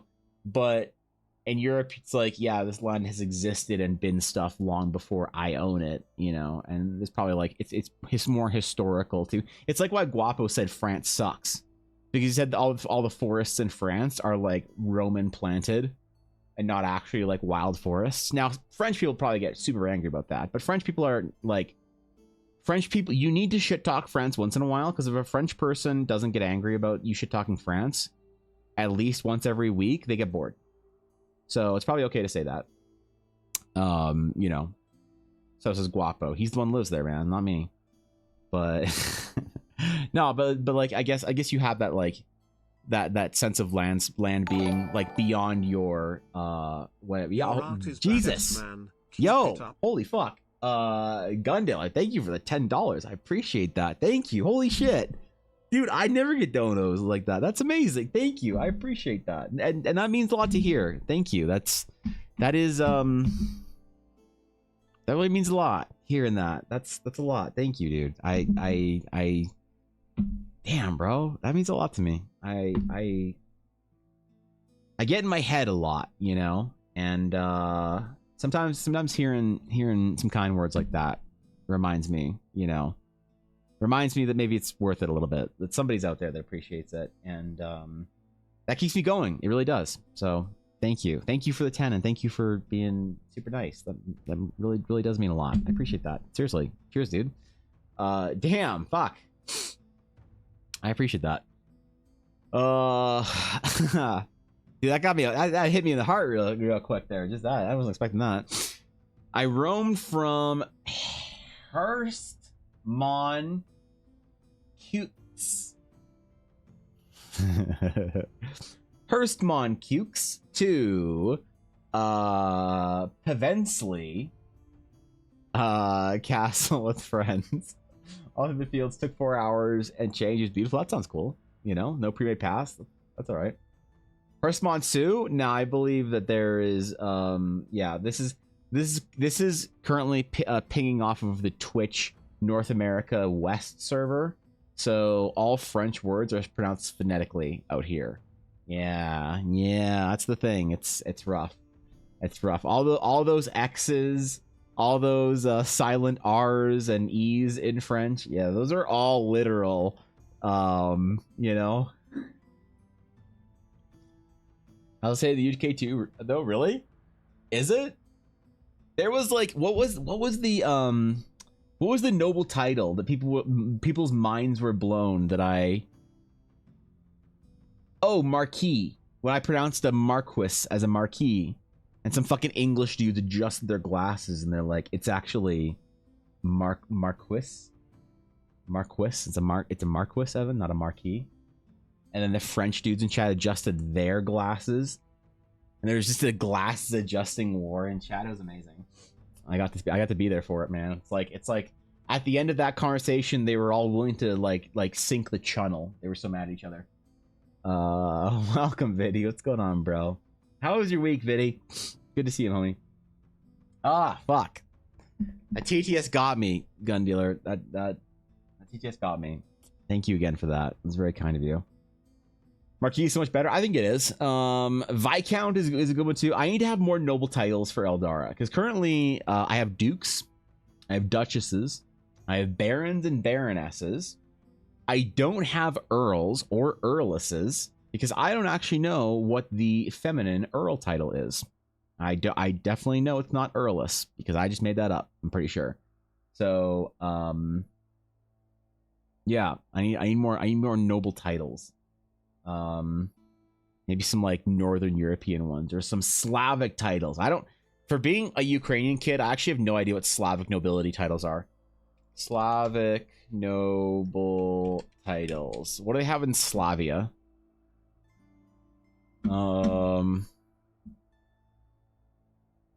The Russian nobility or Dvoryanstvo. Try and fucking speak Russian. I barely speak Ukrainian. I can't fucking try and speak Russian as well. Get the fuck out of here. Anyway, what do they have?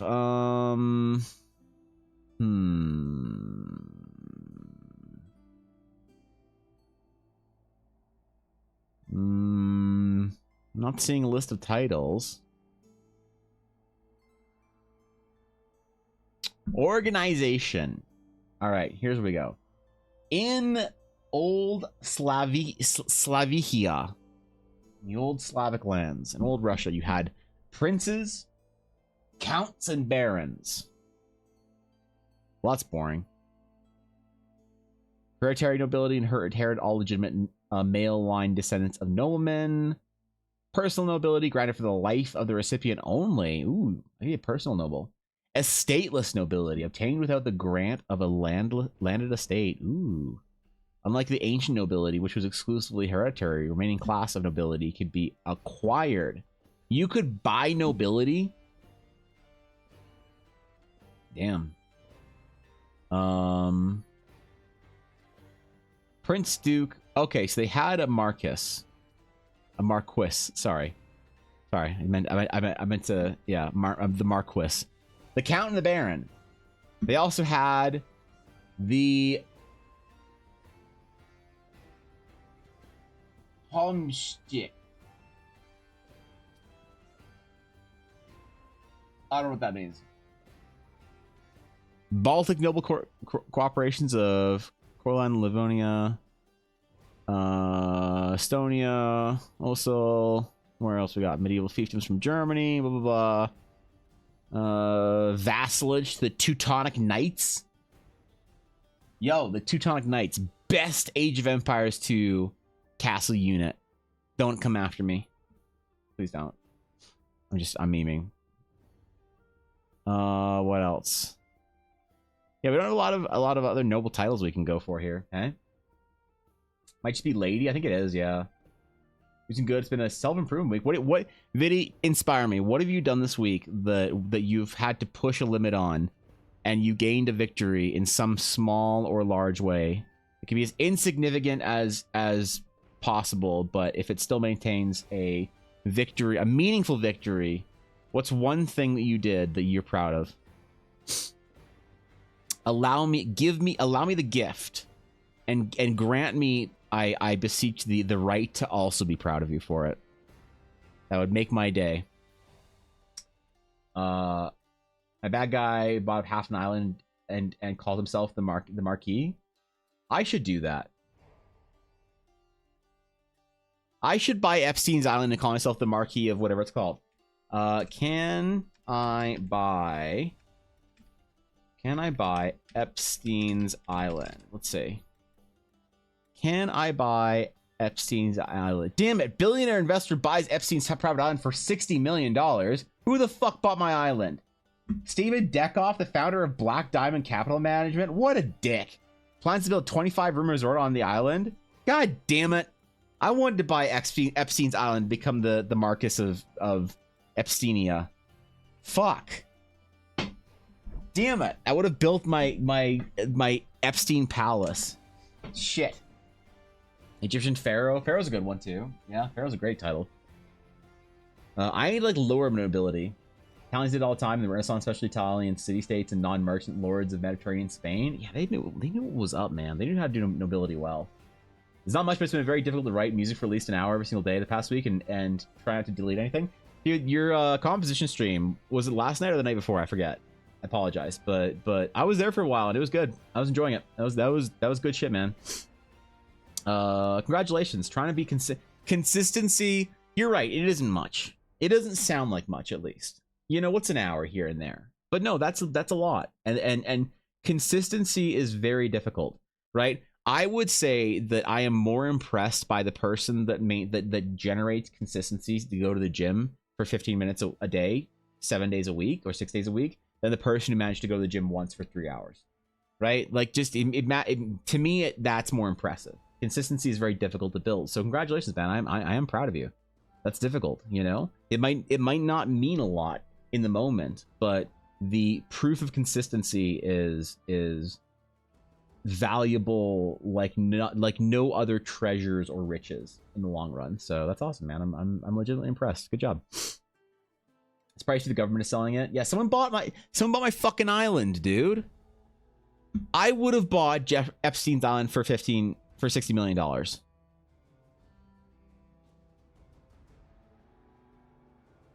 I would have had to call it like Monty something, so I could be the Count. Like, I would be like the Count of like Monte Epsteinia. Epstino? How would I mean this out? This is why we need more billionaires that have sense of humor. Like, billionaires are so boring. This is why I don't get why everyone hates Elon Musk. He's the only billionaire with a sense of humor. Dude, like, come on. I don't care if you think he's an asshole. I would rather that our billionaires be open assholes that are at least funny. Like, this guy has an amazing opportunity to become the Count of Montepstino and ride a meme decades into the future. But he's probably not going to. He's going to build his fucking little resort, his like fancy people resort, and then he's going to name something else to get away from the brand. Like, oh my god, we can't have a funny thing. We can't embrace the meme. We have to try and have everyone not know they were on Epstein's Island. No, lean into it, man. You know, fuck.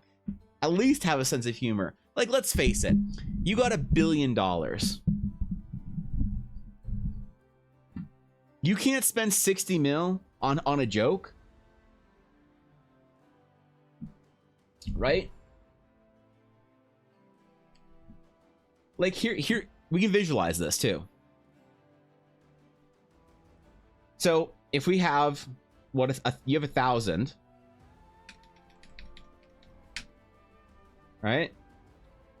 you You have 10,000, 20, 30, 40, 50, 60, 70, 80, 90, 100. Right? You have 100,000s. These are all 1K. 200,000, 300,000, 400,000, 500,000, 600,000, 700,000, 800,000, 900,000, 1 million. You're like, wow, that's a lot, man. That's a lot. But what if we have 100Ks? So you have 100K, 200K. Or let's do like 1 million. You have 1 million, 2 million, 3 million, 4 million, 5 million, 6 million, 7 million, 8 million, 9 million, 10 million. Okay? You have 10 millions.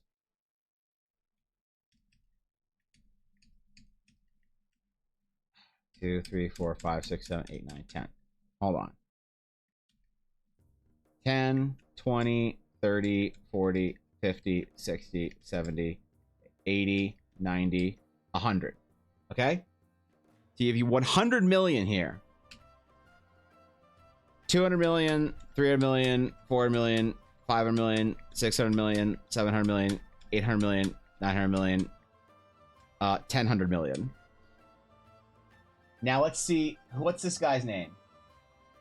Steven Deckoff net worth. 3 billion. 3 billion. So each of these is $1 million, right?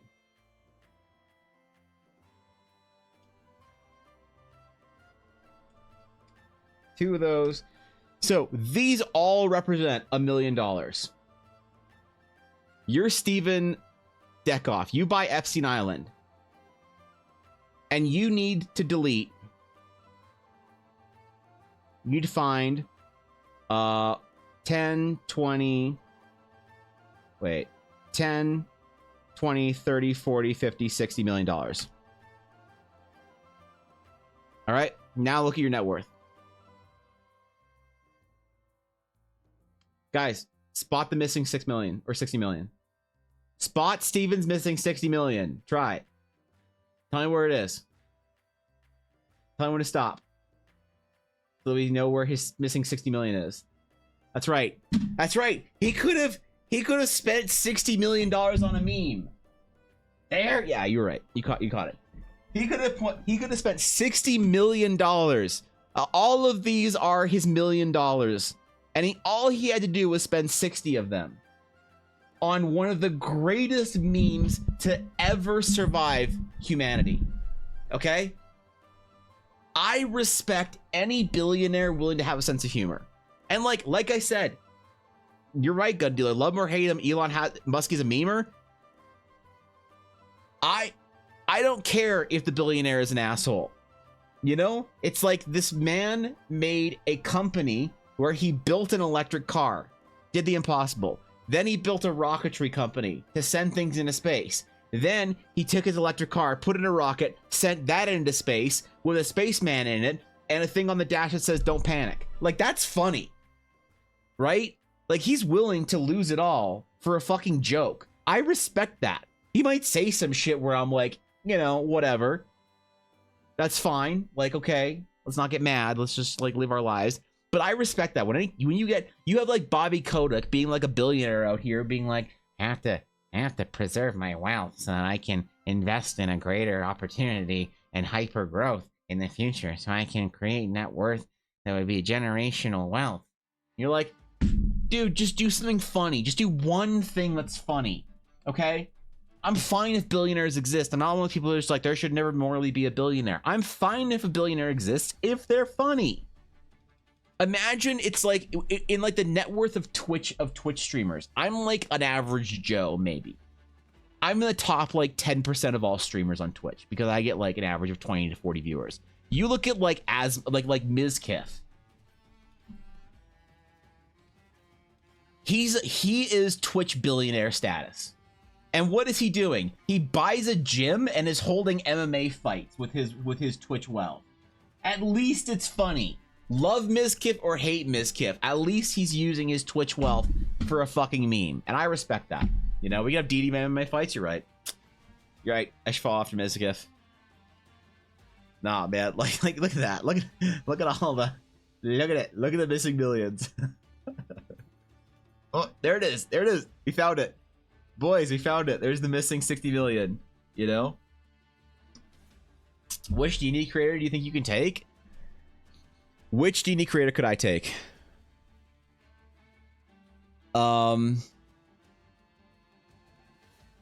Name a D&D creator, I think. That's probably better. Because, yeah, that's tougher to say which could I take. Because I don't know. There's a lot of D&D creators that I can't, off the top of my head, think of. You know, in like an MMA fight, not boxing, you know, MMA, full ground, you know, jiu-jitsu, whatever, wrestling, all the way, stand up, MMA rules, cage. Like, cause like that's different, you know? Who could I take? I'm trying to think if anyone's like really jacked in the D&D community, but I can't think of anyone, honestly. It's not like really jacked. Mandari, Dag, and Dave from Cable Cantrip. So,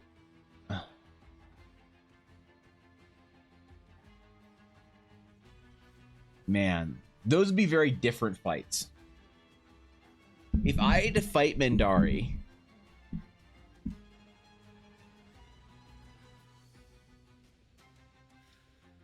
you ever see those TikToks where it's like the joke TikToks? Like it's two dudes who are like little people, like two like short dudes, and they're like, "Yo, we come into your house. What do you do?" And then you see like flicking a gummy bear or something off of, right? Or you see like a little person like throwing a javelin, and then like someone like gets hit with a toothpick. That's what fighting Fae would be like. Okay, I wouldn't worry about it. It'd be fine. You could have the Fae fight before any of the other fights and be fine. Dag would be a challenge. Dag would be a challenge because I like Dag. And so fighting Dag would probably involve me being drunk for the first time and the two of us starting a fight with somebody else at a bar somewhere in Melbourne or wherever. So a fight with Dag wouldn't actually end in me fighting Dag, right? Which would suck. Which would suck. Dave is great. I love Dave. Dave is fantastic. Dave's a tough guy. Dave is an example of a good dude. He's handsome, he's tall, he's athletic. But I would shit inside of Dave from Cable Cantrip. I would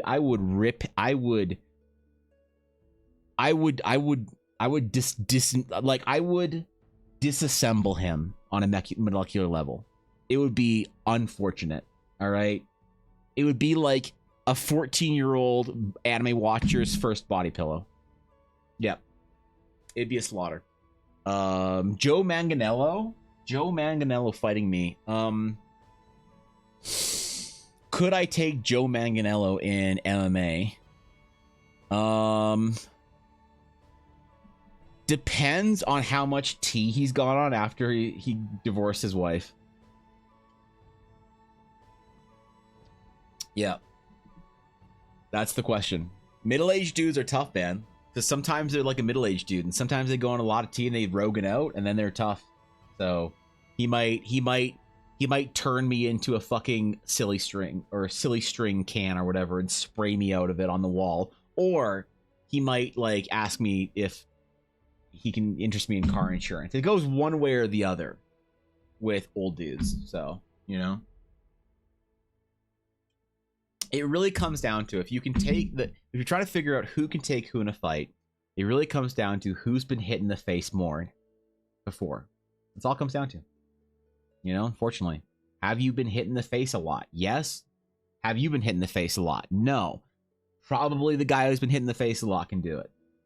Unless you're fighting Joe Manganiello on T, in which case he will shove you to a aerosol can and then spray your name as silly string on the wall. So you never know.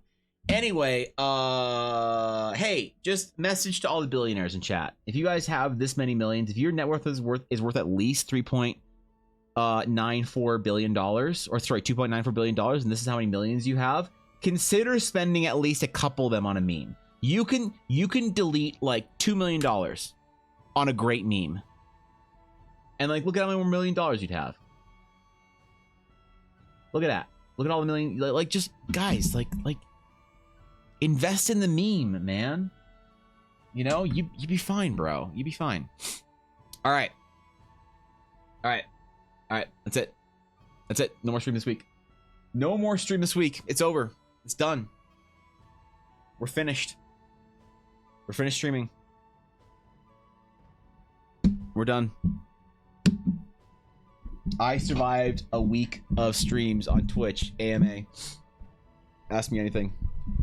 I read my chat 3 days in a row and survived, AMA. No, this week was good, man. Thanks for chilling with me this week. I appreciate it, guys. Seriously, thank you for relaxing. Thanks for chilling. Thanks for being cool, man. Y'all are amazing. Y'all are way cooler than I am. Way cooler than I could hope to be. So, thank you guys for chilling with me. It was a lot of fun. Announcements.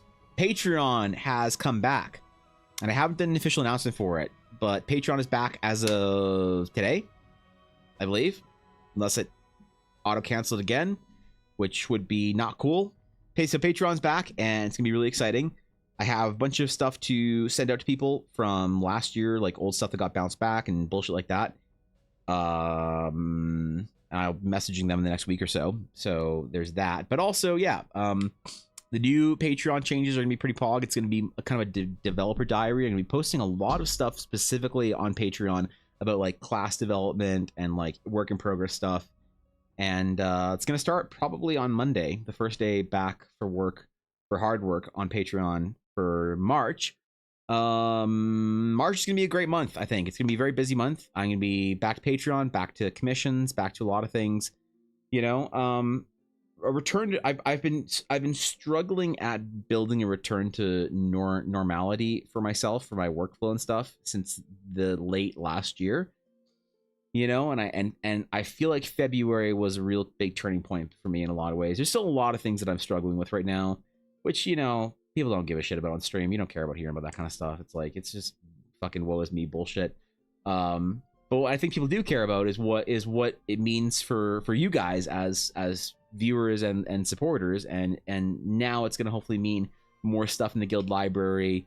The adventure is on its way. The classes are going to be here. Commissions are going to be available again after I go through your people who have sort of reserved slots. And we're kind of back in a lot of ways as of February. And really, what does that mean? We're back in February. Well, not much until March, where I'm actually be able to do stuff. So yeah, I'm excited, man. It's going to be great. I'm looking forward to it. But for now, I have 1, 2, 3, 4, 5, 6, 7, 8, 9, 10, 11, 12, 13, 14, 15, 16, 17, 18, 19, 20, 21, 22, 23 DMs that I know of.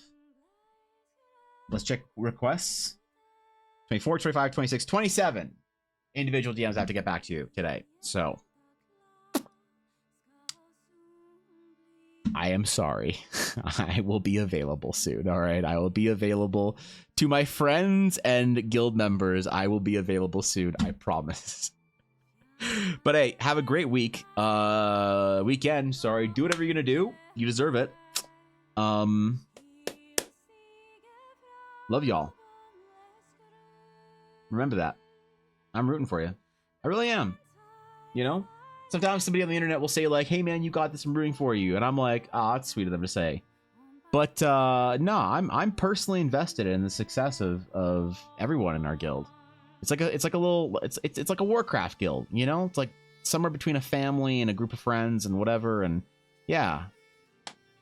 Never feel like you can't come here and share good news and like that wouldn't make my day. You know? So whatever you're doing this morning or this afternoon and this evening, go have fun, go do some cool shit this weekend, go work hard, ball out, be amazing, crush the world, crush your goals and ambitions, and I'll see you next week. So until next time, my friends, farewell.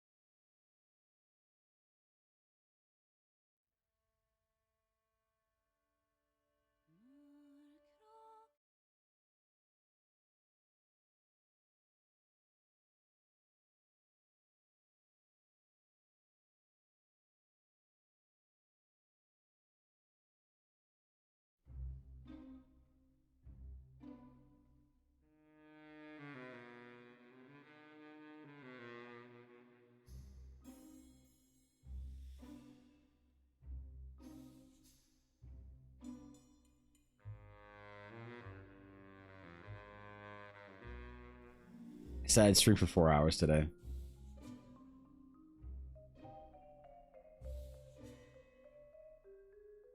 I got 2 minutes and 10 seconds before I stream for 4 hours.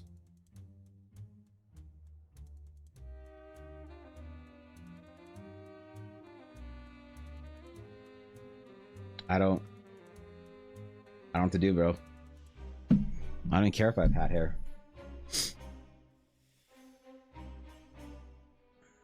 I'm just gonna fucking sit here for 2 minutes.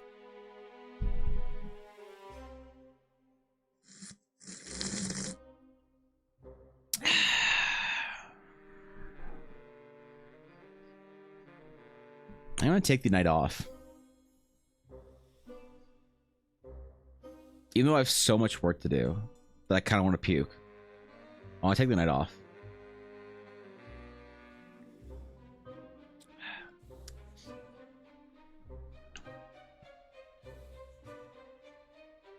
Yeah, I would do that.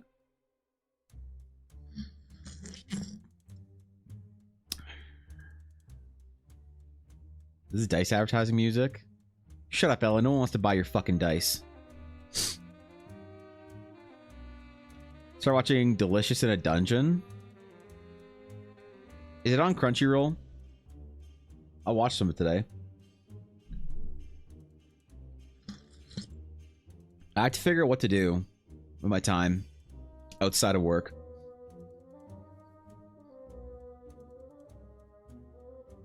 I've been having a hard time calming down and winding down from work. I had like, I don't talk with this on stream because I think it's cringe to talk about, but I've been struggling with like anxiety and stuff from work recently quite a bit. And I had like this terrible anxiety attack. I mean, my doctor says it's a panic attack, but like, shut up, bitch. For like 7 hours yesterday night, I couldn't do anything. I still work, but like wasn't good. So I had to like take time away from work and find shit to do. I don't know if an anime is enough engagement for me to watch to do some shit, right? Maybe it is. Maybe I'll go get a haircut.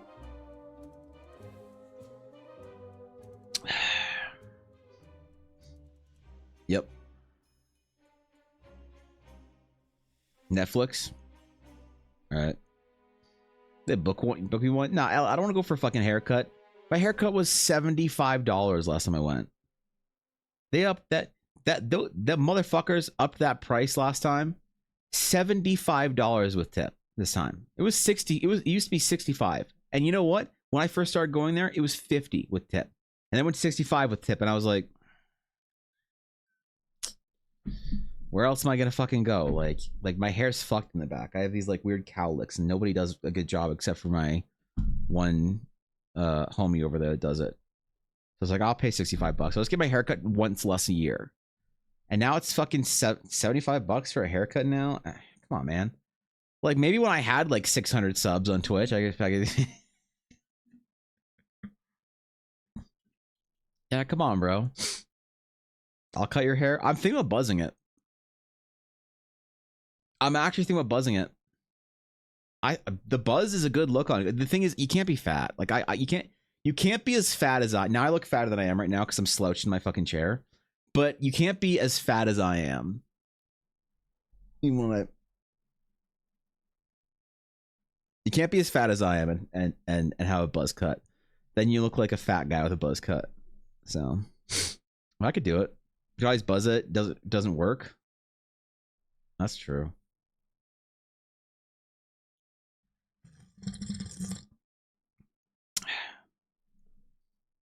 We're at 4 hours yet? Oh, we are. Thank God. Okay. All right. Fuck this shit.